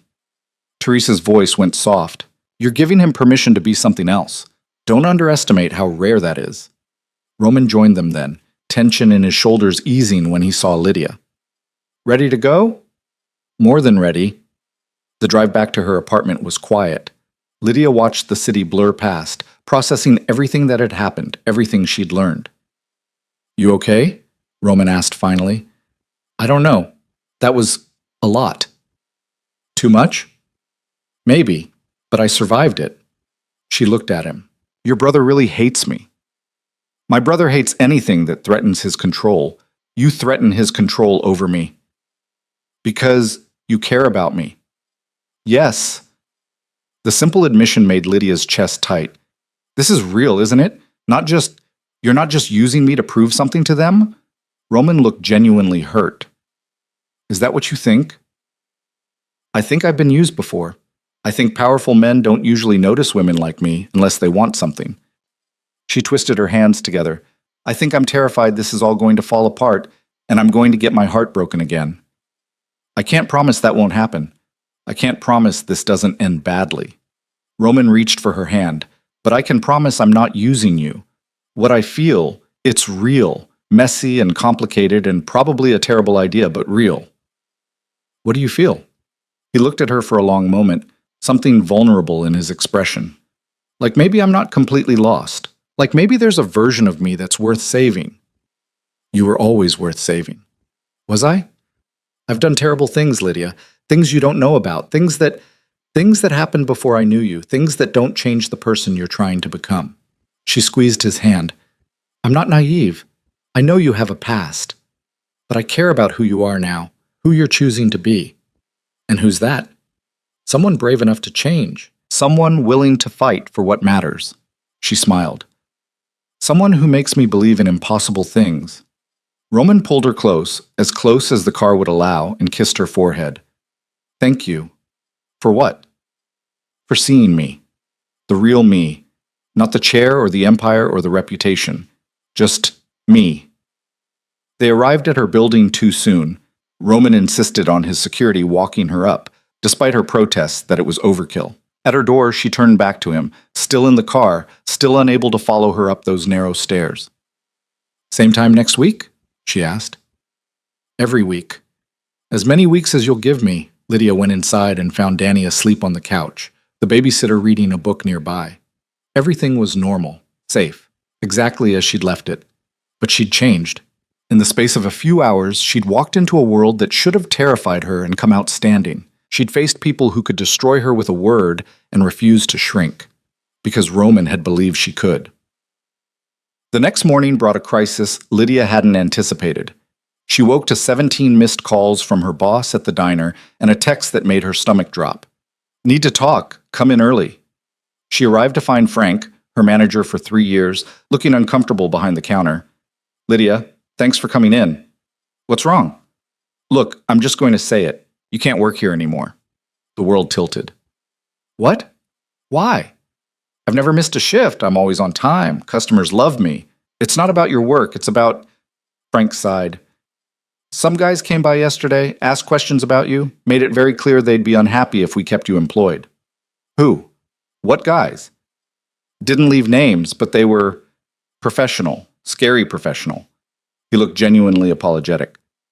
I can't afford trouble, Lydia. I've got a family. This place is all I have. So you're firing me because someone threatened you? I'm protecting myself. I'm sorry. Lydia felt tears threaten but refused to let them fall. I need this job. I have a son. I can't just... I know. I'm sorry. Really. Frank handed her an envelope. 2 weeks severance. It's the best I can do. She took the envelope with numb fingers and left. Stood outside the diner where she'd worked breakfast shifts for 3 years and felt her carefully constructed life crumble. This was what being with Roman meant. This was the cost. Her phone rang. Roman's name on the screen. She almost didn't answer. Hey, she said, voice flat. What's wrong? I just got fired. From the diner, because apparently being associated with you makes me unemployable. Roman was silent for a moment. I'll fix this. How? You can't force them to hire me back. You can't... I'll fix this, he repeated. Where are you? Outside the diner. About to figure out how I'm going to pay rent next month. Stay there. I'm coming to you. Roman, you can't just... But he'd already hung up. He arrived 15 minutes later, rolling up with Vincent and an expression that would have frightened her if she wasn't already numb. Get in the car. I need to pick up Danny from... Vincent will get Danny. You're coming with me. Where? To fix this. Roman took her to a small cafe she'd never noticed before. Nothing fancy, just clean and warm with good coffee and better pastries. A woman about Lydia's age greeted them, surprised but pleased to see Roman. "Mr. DeLuca, didn't expect you today." "Maria, this is Lydia. She needs a job. You need someone who knows customer service and won't steal from you." Roman looked between them. "Seems like a good match." Maria studied Lydia with sharp eyes. "You have experience?" 3 years waitressing. I'm good with people, I show up on time, I don't cause drama." "Why'd you leave your last job?" Lydia glanced at Roman, uncertain how much to share. He nodded slightly, permission or encouragement, she wasn't sure. "I was fired because someone didn't like that I was dating him." Lydia gestured at Roman. "They threatened my boss, he folded." "And you think working here would be different?" "I own this building," Roman said quietly. "And the one next to it, and the one across the street. Anyone who has a problem with Lydia working here will have a much bigger problem with me." Maria absorbed this, then turned back to Lydia. "Breakfast and lunch shift, Tuesday through Saturday, 15 an hour plus tips. You start tomorrow." "That's—" Lydia did the math in her head. More money than the diner had paid. Better hours. "That's generous?" "That's fair. You do good work, you get paid fair." Maria extended her hand. "Deal?" "Deal." Outside, Lydia turned to Roman. "You can't just solve all my problems by throwing money at them." "I'm not throwing money. I'm using resources I have to help someone who matters to me." He caught her expression. "What?" "This is what your life is like, isn't it? Problems appear and you just fix them. Make calls, move pieces around." "Usually, yes." "That's not real life. Real life is struggling and failing and figuring things out without a safety net." "Why?" Roman's voice sharpened. "Why does real life have to mean suffering? Why can't it mean accepting help when someone offers it?" "Because accepting help means owing people. And I've spent 5 years and not owing anyone anything." "You don't owe me." "I'm choosing to help because I want to, because seeing you stressed destroys me." He reached for her hand. "Let me help, please." Lydia wanted to refuse, wanted to maintain her independence, her pride, all the walls she'd built to protect herself. But she was tired. So tired of struggling alone. "Okay," she whispered. "Okay." Vincent brought Danny to them, the kid chattering about the cool car he'd gotten to ride in. He hugged Lydia like he'd been gone for weeks instead of an hour, all warm weight and unconditional love. "Mom, can Roman come to dinner? I made spaghetti last night with the babysitter, and there's leftovers, and it's really good, even though some of it got on the ceiling." Lydia laughed despite everything. "How did spaghetti get on the ceiling? Science experiment. That's not—" She caught Roman's expression, saw something hungry there. Not for food. For this, for normal domesticity, for dinner with a kid who got sauce on the ceiling, for being included in the small, beautiful chaos of their life. "Yes. Roman can come to dinner." "Yes!" Danny pumped his fist, already planning what they'd do after eating.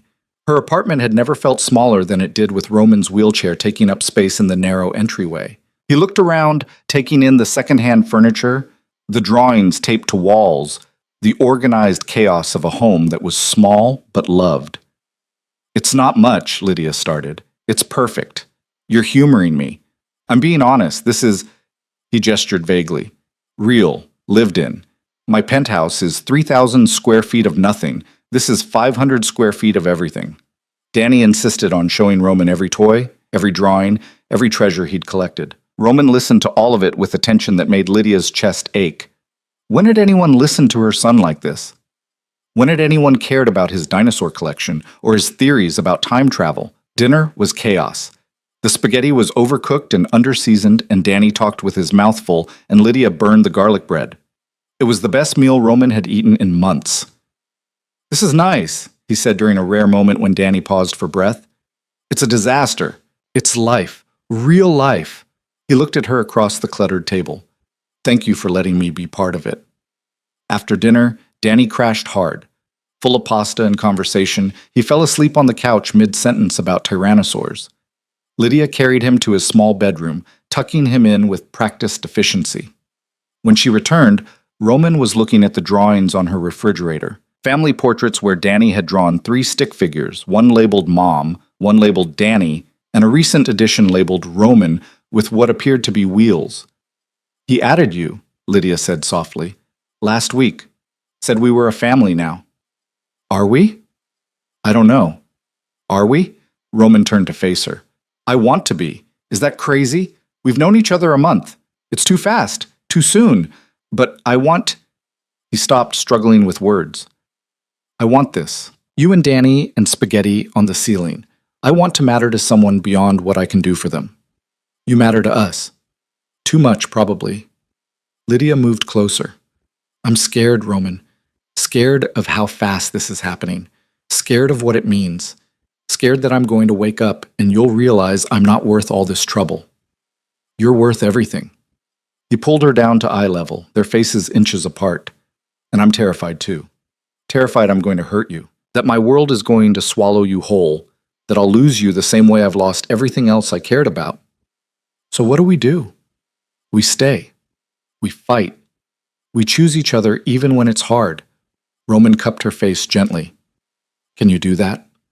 Lydia thought about everything that had happened, the threats, the lost job, the dinner with criminals, the constant fear that something would go wrong.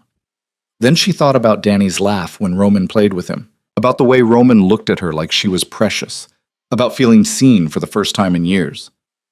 Yes, she said. I can do that. He kissed her then, soft and careful, like she was something that might break. And maybe she was. Maybe they both were.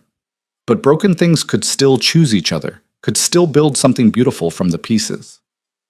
Roman left late, after Danny had been sleeping for hours, and Lydia had walked him down to his car. In the street, under fluorescent lights that made everything look harsh, he took her hand one more time.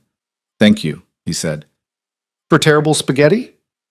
For letting me in, for seeing past all the everything, for making me believe I'm more than what I was. You are more. You've always been more. You just needed someone to remind you.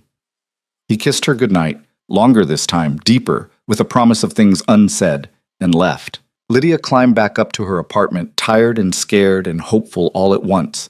She checked on Danny, still sprawled across his bed with dinosaurs clutched in both hands, and felt the weight of what she'd committed to.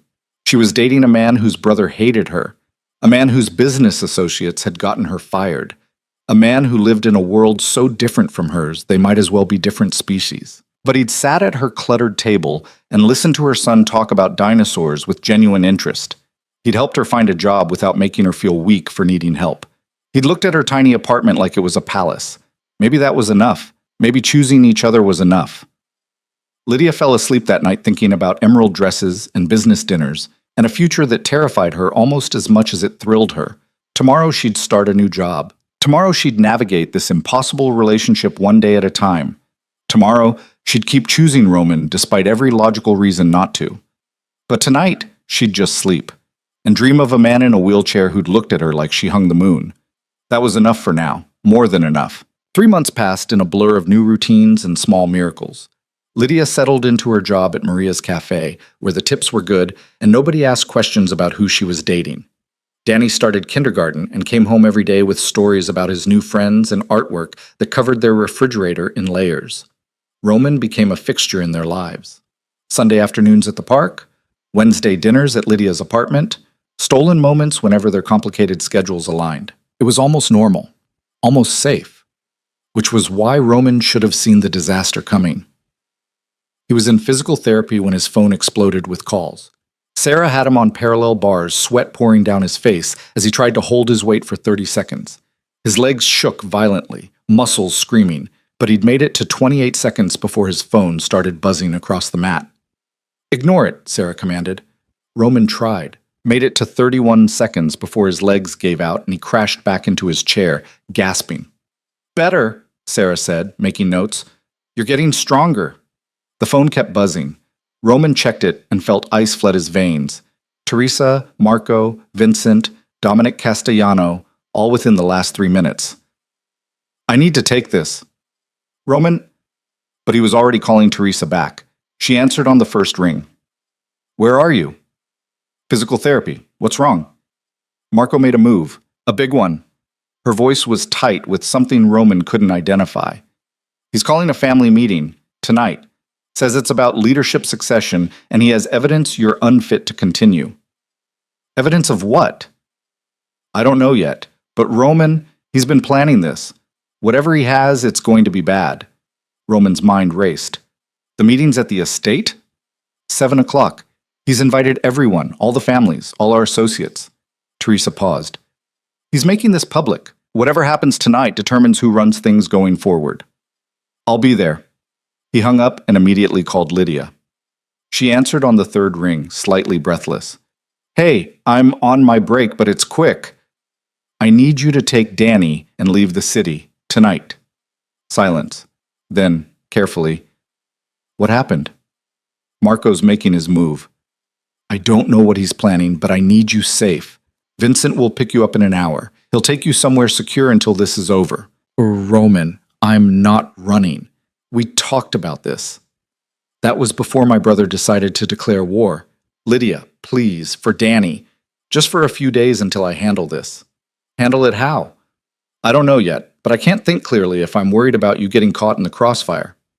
He heard her exhale, heard the sound of the cafe in the background, normal life continuing while his was imploding.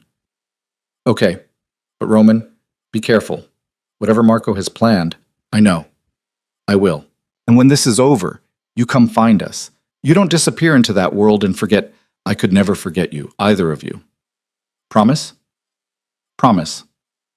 He ended the call and sat there, dripping sweat, phone heavy in his hand. Sarah watched him with the expression of someone who'd seen too much. You okay? No, but I will be. Roman grabbed a towel, wiped his face. How fast can I learn to stand without support? Roman, we've talked about realistic timelines. How fast? She studied him. If you're willing to hurt, if you push past every safety limit, maybe a week, maybe 2. But the risk of permanent damage is less important than being able to stand on my own 2 feet when I face my brother tonight. Roman met her eyes.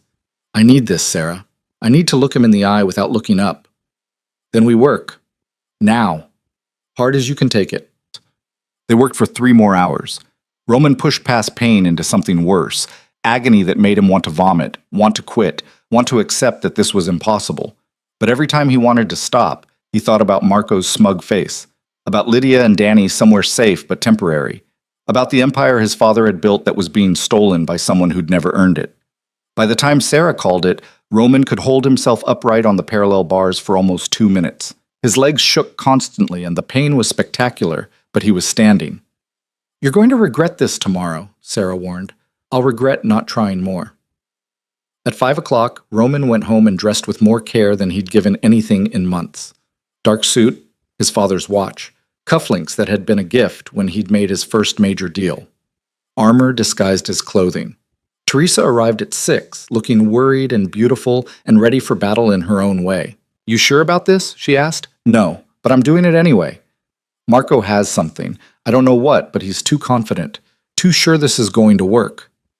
Then we'll find out what it is and deal with it. And if we can't, if whatever he has is, then I lose everything. Roman looked at his sister. But at least I'll lose it fighting instead of hiding. They arrived at the family estate just before 7. The house where Roman had grown up, massive and cold and filled with memories of a father who'd pitted his sons against each other for sport. Cars lined the circular drive. Everyone had come to watch the execution. Vincent met them at the entrance. Security's tight. Marco brought his own people. This could get ugly. It's already ugly. We're just making it official. The great room was packed. Roman recognized faces from every major family in the city. The Castellanos, the Russos, the Kowalskis. Associates and rivals, and people who'd been waiting for this moment since the shooting, all here to witness who would rise and who would fall. Marco stood at the head of the room, expensive suit and practiced smile, looking like everything their father had wanted him to be. He saw Roman enter and his smile widened. Brother, glad you could make it. Wouldn't miss it. Roman rolled to the front, positioning himself where everyone could see. Let's get this over with. Always so impatient. Marco gestured to the assembled crowd. Everyone here knows why we've gathered. Our family needs strong leadership, decisive leadership, leadership that isn't compromised by external factors. Say what you mean, Marco. Stop dancing. Fine. You're not fit to lead anymore. You're distracted, emotional, making decisions based on personal feelings instead of business sense. Marco pulled out a tablet, started swiping. 3 months ago, you threatened war with the Castellanos over a woman. You've been seen multiple times in public with a civilian and her child creating vulnerabilities. You've missed meetings, delegated responsibilities, and generally behaved like someone who's given up. I attended the Castellano dinner, made that deal happen. After I set it up, after I did the groundwork while you were playing house with your waitress. Marco's voice hardened. You're a liability, Roman, and everyone here knows it. Murmurs rippled through the crowd. Roman saw calculation in people's eyes, measuring, weighing, deciding where to place their bets. That's your evidence? That I have a personal life? That's part of it. The other part is this. Marco pulled up something on the tablet, turned it to face the room. Financial records showing you've been moving money, large amounts, into accounts that have nothing to do with family business. Roman's stomach dropped. He'd been careful. Had Teresa help him set up legitimate accounts for... You've been setting up a trust fund, Marco continued, for Daniel Vale, the son of your girlfriend. $500,000 ready to be accessed when he turns 18. Marco looked around the room. Tell me that's not compromised. Tell me that's sound business judgment. The room erupted. People talking over each other, shock and condemnation mixing into a wave that crashed over Roman like a physical force. Teresa shot to her feet. That's not illegal. Roman can do what he wants with his own money. His own money? Everything he has comes from the family. From businesses we've all built together. Marco pointed at Roman. He's putting our resources into securing a future for some kid he's known for 3 months. That's not leadership. That's desperation. Roman wanted to defend himself, wanted to explain that the trust fund was insurance, protection for Danny if something happened, if Marco won and took everything, if Lydia needed resources to keep her son safe. But explanations would sound like excuses. You're right, Roman said quietly. The room went silent. I did set up a trust fund for a 5-year-old boy who didn't ask to be part of this, but got dragged in anyway because I couldn't stay away from his mother. Roman looked around the room, meeting eyes. I did it because that kid deserves a future that doesn't depend on which criminal his mom happens to date. I did it because protecting people I care about is more important than maintaining some illusion of strength. You hear that? Marco addressed the crowd. He admits it. Admits he's putting personal feelings above family interests. I'm putting humanity above business. There's a difference. Not in our world, there isn't. Marco moved closer, circling. In our world, caring about people makes you weak, makes you exploitable. Our father understood that. I understand that. You used to understand it too before 3 bullets scrambled your priorities. Something in Roman snapped. You mean before someone tried to kill me? Before I spent 3 days in a hospital wondering if I'd ever move again? Before I had to rebuild everything from scratch while you swooped in like a vulture picking at remains? I stepped up when you couldn't. You moved in when I was vulnerable. There's a difference. They faced each other. Brothers who'd competed their whole lives, now finally drawing the lines they'd been dancing around for months. Did you do it? Roman asked quietly. Did you set up the shooting? The room went deathly silent. Marco's face showed perfect shock. You think I think you benefited more than anyone. I think you've been positioning yourself to take over since the day I got shot. I think... Roman stopped, seeing something flicker in Marco's eyes. Recognition. Guilt. You knew. Even if you didn't pull the trigger, you knew it was coming. You're paranoid. Am I? Roman turned to the crowd. My own brother waited for me to be shot before making his move. Waited for me to be weak. And now he's using the fact that I care about people, that I've tried to be better than what our father made us, as evidence I'm unfit to lead.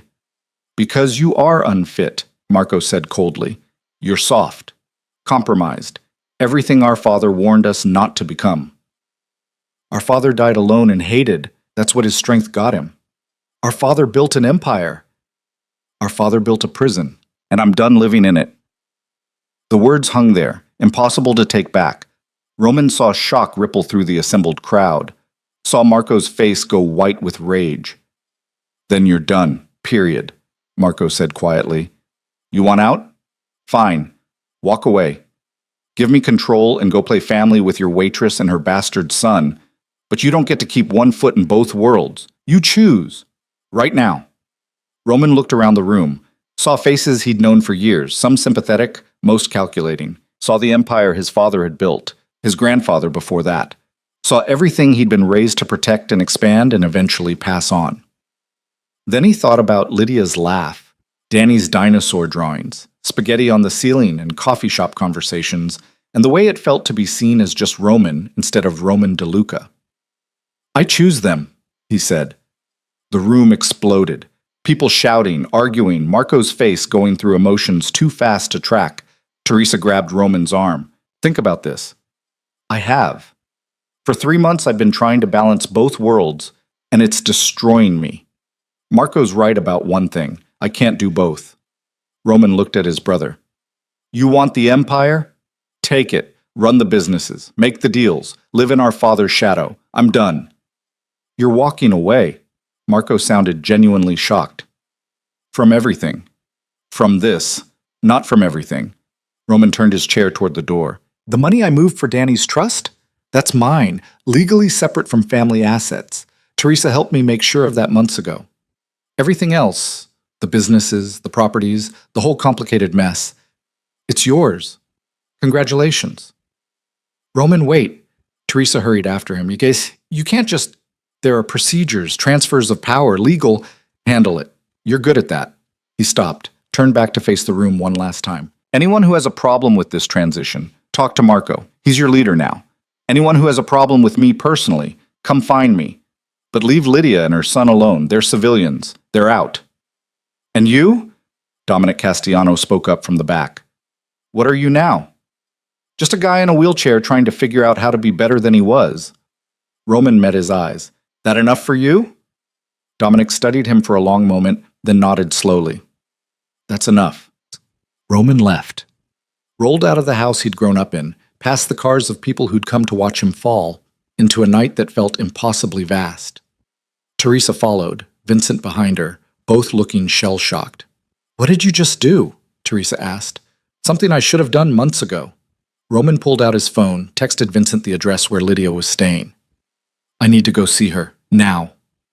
"Roman, you can't just walk away from I didn't walk, I rolled. And yes, I can. Watch me."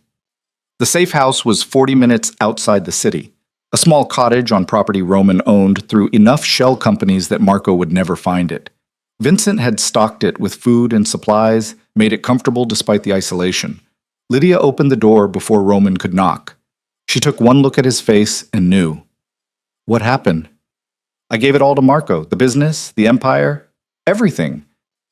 She pulled him inside, checked to make sure Danny was still asleep in the bedroom, then sat across from him. "Everything?" "Everything that mattered to them. Not everything that matters to me." Roman took her hands. "I kept enough money to be comfortable, kept properties that are clean, legitimate, but the criminal empire, the deals, the constant danger, I gave that to my brother. Let him have what he always wanted." "Why?" "Because I can't protect you and run that world at the same time. Because I'm tired of being who my father wanted instead of who I want to be. Because..." He stopped, swallowed hard. "Because I love you. Both of you. And that matters more than power." Lydia's eyes went shiny. "You love me." "I love you. Completely. Possibly stupidly. Definitely inconveniently." Roman pulled her closer. "I should have said it sooner, but I was scared. Scared you'd think it was too fast or too much, or..." She kissed him, stopped his words with her mouth, her hands in his hair, her whole body saying what words couldn't quite capture. "I love you too," she whispered against his lips. "I've been terrified to say it. Terrified you'd realize I wasn't worth all this trouble." "You're worth everything." Roman rested his forehead against hers. "So what do we do now?" "Now? Now we figure out what normal life looks like for two people who have no idea how to be normal." Sounds terrifying. Sounds perfect. They stayed at the safe house for a week while Teresa handled the legal transition and made sure Marco understood the boundaries. Roman spent the time with Lydia and Danny, playing dinosaurs, making terrible dinners, existing in a bubble where nothing mattered except the three of them. It was the happiest week of Roman's life. On the 8th day, Teresa called with news. "It's done. Marco has full control. All the transfers are complete. You're officially out. How's he handling it?" "Like he won the lottery and can't believe his luck. I think he expected you to fight harder." "I'm done fighting for things I don't want anymore." "Roman," Teresa's voice went soft. "Are you sure about this? Once it's done, it's done. You can't take it back." "I'm sure. More sure than I've been about anything in years." He looked over at where Lydia was reading to Danny on the couch. both of them absorbed in a story about dragons. I have everything I need right here. Okay, then I'm happy for you. She paused. Dad would have hated this. I know. That's how I know it's right. They moved back to the city slowly, carefully. Roman kept security on them. Old habits died hard, but it was different now. Lighter. No longer the weight of an empire, just the reasonable precautions of someone who'd made enemies. Lydia kept working at the cafe. Danny started calling Roman Roman instead of Mr. DeLuca, which felt like progress. They found a rhythm that worked. Messy and imperfect, but theirs. 2 months after Roman had walked away from everything, Sarah called him with news. You ready for this? For what? I think you can walk. Not far, not without support, but enough to stand at your own wedding without the chair. Roman's heart stopped. My what? Teresa mentioned you were planning to propose, figured you'd want to be able to stand for it. He'd been planning to propose. Had the ring, simple, elegant, nothing that screamed wealth, hidden in his apartment for weeks. Had been waiting for the right moment. Maybe there was no right moment. Maybe you just chose a moment and made it right. That evening, Roman took Lydia and Danny back to the park where they'd first spent a Sunday together. The same worn equipment, the same tired grass, the same sense of being somewhere that belonged to them. Why are we here? Danny asked, already running toward the swings. I wanted to show your mom something. Is it a surprise? The best kind. Roman had Vincent and Sarah waiting nearby, just in case. Had practiced for hours learning to stand with just a crutch for support. Had pushed his body past every limit to make this work. When the sun started setting, golden light making everything soft and forgiving, Roman called Lydia over. She came, Danny trailing behind, both looking curious and slightly confused. I need you to stand in front of me, Roman said. Okay? Lydia positioned herself a few feet away. What's going on? Roman locked his wheelchair, gripped the crutch Vincent had placed within reach, and, with Sarah's whispered encouragement in his earpiece, began to stand. It took forever. His legs shook violently, muscles screaming, every nerve firing pain signals. But inch by inch, he rose. Stood, stayed standing. Lydia's hand flew to her mouth. Roman, I'm not done. He was breathing hard, sweat already beading on his forehead, but he stayed up. I've spent 3 months learning to stand so I could do this properly. Do what? He pulled the ring from his pocket, nearly dropped it, caught it, held it up with a hand that trembled from effort. Marry me. You and Danny both. Be my family, not because I need saving or you need security, but because we choose each other, every day, even when it's hard. Tears streamed down Lydia's face. You're standing. I'm standing. For you. For us. Roman's voice cracked. I can't promise I'll always be able to do this. Can't promise I'll ever walk normally again, but I can promise I'll keep trying, keep choosing you, keep being better than I was. Say yes, Mom! Danny bounced excitedly. Say yes so we can be a real family. We're already a real family, Lydia whispered. But she was nodding, crying, closing the distance between them. Yes, yes, I'll marry you, we'll marry you. She had to hold him up while he got the ring on her finger, had to support his weight when his legs finally gave out, and he crashed back into the chair, gasping and triumphant. But the ring was on. The promise was made. They got married 3 months later in a small church that didn't care about criminal empires or wheelchairs or anything except the fact that 2 people loved each other. Teresa served as maid of honor. Vincent walked Lydia down the aisle. Danny was ring bearer and took the job so seriously he practiced for weeks. Marco didn't come. Sent a card, stiff and formal, but stayed away. Roman was grateful. Some wounds healed better with distance. The ceremony was simple. Traditional vows that meant everything because they were choosing them. When the minister said, "You may kiss the bride," Roman did something he'd been planning for months. With Sarah's help, with braces hidden under his suit pants, with every ounce of strength he'd rebuilt over countless hours of therapy, Roman stood, used his crutch for support, but stood on his own 2 feet, and kissed Lydia while the small crowd erupted in tears and applause. Show off, Lydia whispered against his mouth. Had to make it memorable. Trust me, it's memorable. They held the reception at Maria's cafe, the place where Lydia worked, where Roman had first fixed one of her problems, where normal life happened. It was perfect. small and warm and filled with people who actually cared about them instead of what they represented. During the toast, Danny stood on a chair and announced to everyone that Roman was the best stepdad in the world because he always listened to dinosaur facts and never told him to be quiet. Lydia cried. Roman cried. Half the room cried. Teresa pulled Roman aside during dessert. "You did it. You actually walked away and built something real. We did it. You helped make this possible. I'm proud of you. Dad wouldn't be, but I am. That's all that matters." Later, much later, after Danny had crashed from sugar and excitement and was asleep at Teresa's place for the night, Roman and Lydia went home. Not to his penthouse or her studio apartment, but to a small house they'd bought together in a quiet neighborhood where nobody knew or cared who Roman DeLuca used to be. "Mrs. DeLuca," Roman said as they pulled into the driveway. "That's going to take getting used to. You don't have to take my name if you don't want. I want. Danny wants. We're a family now, official and everything." She smiled. "How are your legs?" "Destroyed. I'll pay for that standing tomorrow." "Worth it?" "Completely."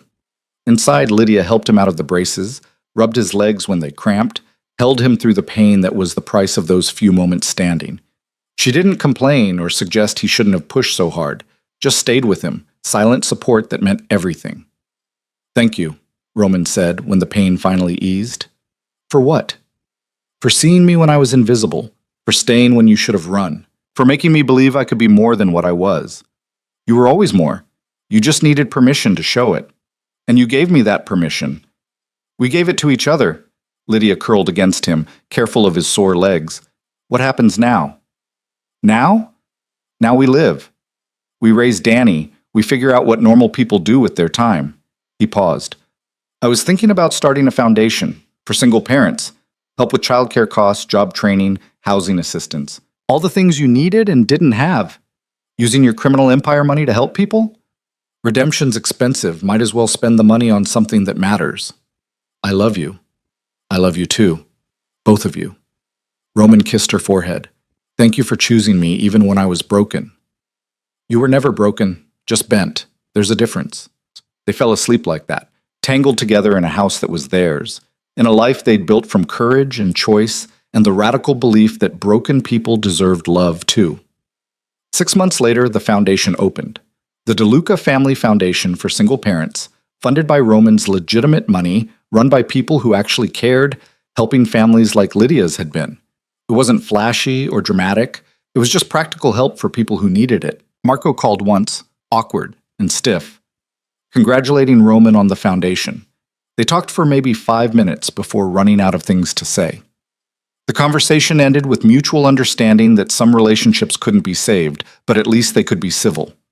Danny thrived, started first grade with confidence that came from being loved unconditionally, told everyone his dad was the coolest because he had a special chair and could still do everything. Roman went to every parent-teacher conference, every school play, every soccer game where Danny spent more time looking at clouds than the ball. Lydia quit the cafe eventually, not because Roman asked, but because the foundation needed someone who understood the struggles firsthand. She became their director of client services, helping families navigate systems that had once defeated her. Roman kept going to physical therapy. Some days were better than others. Some days he could walk with crutches for almost an hour. Other days his legs refused to cooperate, and he spent the whole day in the chair. He learned to accept both, learned that strength wasn't about standing, but about showing up anyway. On Danny's 7th birthday, Roman officially adopted him. The paperwork was simple, but the meaning was enormous. Danny cried when the judge made it official, threw himself at Roman with so much force he nearly knocked them both over. "You're really my dad now?" Danny asked. "I've been your dad. Now it's just legal. Does that mean I get your last name? If you want it." "I want it. Daniel DeLuca sounds cool." It did sound cool. It sounded like family. 2 years after the wedding, Lydia found out she was pregnant. They talked about it, planned for it, but actually seeing those 2 lines sent them both into shock. "We're having a baby," Lydia said, staring at the test. "We're having a baby," Roman repeated, equally stunned. Danny was thrilled, immediately started planning everything his new sibling would need to know about dinosaurs and space and why broccoli was terrible no matter what adults said. The pregnancy was normal, unremarkable in the best way. No drama, no complications, Just Lydia growing rounder while Roman worried and fussed and drove her crazy with his overprotectiveness. Their daughter was born on a Tuesday morning in April, small and perfect and screaming with impressive lung power. They named her Elena, after Roman's mother. The grandmother who'd died too young, before she could see her son choose something other than the path his father had set. Roman held Elena for the first time and felt something break open in his chest. This tiny person, who would never know the criminal he'd been, who would only know the father he'd chosen to become. "You okay?" Lydia asked from the hospital bed, exhausted but smiling. "I'm perfect. We're perfect." Roman looked at his wife, his daughter, thought about his son waiting at home with Teresa. "How did I get this lucky?" "You chose it. You chose us." Lydia reached for his hand. "That's not luck. That's courage." Maybe she was right. Maybe the bravest thing he'd ever done wasn't running an empire or facing down enemies or even walking away from power. Maybe it was just choosing to love people despite the risk, choosing to be vulnerable, choosing family over fear. The years that followed weren't easy. Money got tight sometimes, despite the foundation's success. Danny went through phases where he was difficult and moody. Elena inherited her father's stubbornness and her mother's determination in equal measure. Roman's legs continued to be unpredictable, good days and bad days mixing randomly. But it was real, messy and imperfect and completely real. On their 5th wedding anniversary, Roman took Lydia back to the park where he'd proposed. Danny was at a friend's house. Elena was with Teresa. They had the evening to themselves. "You know what I realized?" Roman said as they sat on the same bench where they'd once watched Danny play. "What?" "That night at the wedding, when you asked me to dance. That was the beginning of everything. Everything good in my life started with you being brave enough to see me. I wasn't brave. I was desperate, lonely. Same thing sometimes." Roman pulled her close. "Thank you for being desperate and lonely in my direction." Lydia laughed. "Most romantic thing anyone's ever said to me." "I mean it. You saved me. We saved each other." She kissed him softly. "And we're still saving each other, every day." That was the truth of it. Not some dramatic rescue or grand gesture, but the daily choice to stay, to see each other's flaws and struggles and choose love anyway, to build something real from the wreckage of who they'd been. Roman had been a king who'd lost his empire. Lydia had been invisible to everyone except her son. Together, they'd become something neither could have managed alone. A family built on choice instead of obligation, on love instead of convenience, on the radical belief that broken people deserved second chances. The sun set over the worn playground equipment. Somewhere in the city, Marco ran an empire that would eventually consume him the way it had consumed their father. Somewhere else, people the Foundation helped were building better lives. But here, in this small pocket of ordinary life, Roman and Lydia just existed. Just chose each other one more time. Just kept building their impossible, imperfect, absolutely perfect life. "Ready to go home?" Lydia asked eventually. "Always." Roman took her hand. "As long as home is wherever you are." They left the park together, rolling and walking side by side the way they'd learned to move through the world. Not perfect, not graceful, but together. And that was enough. More than enough. It was everything.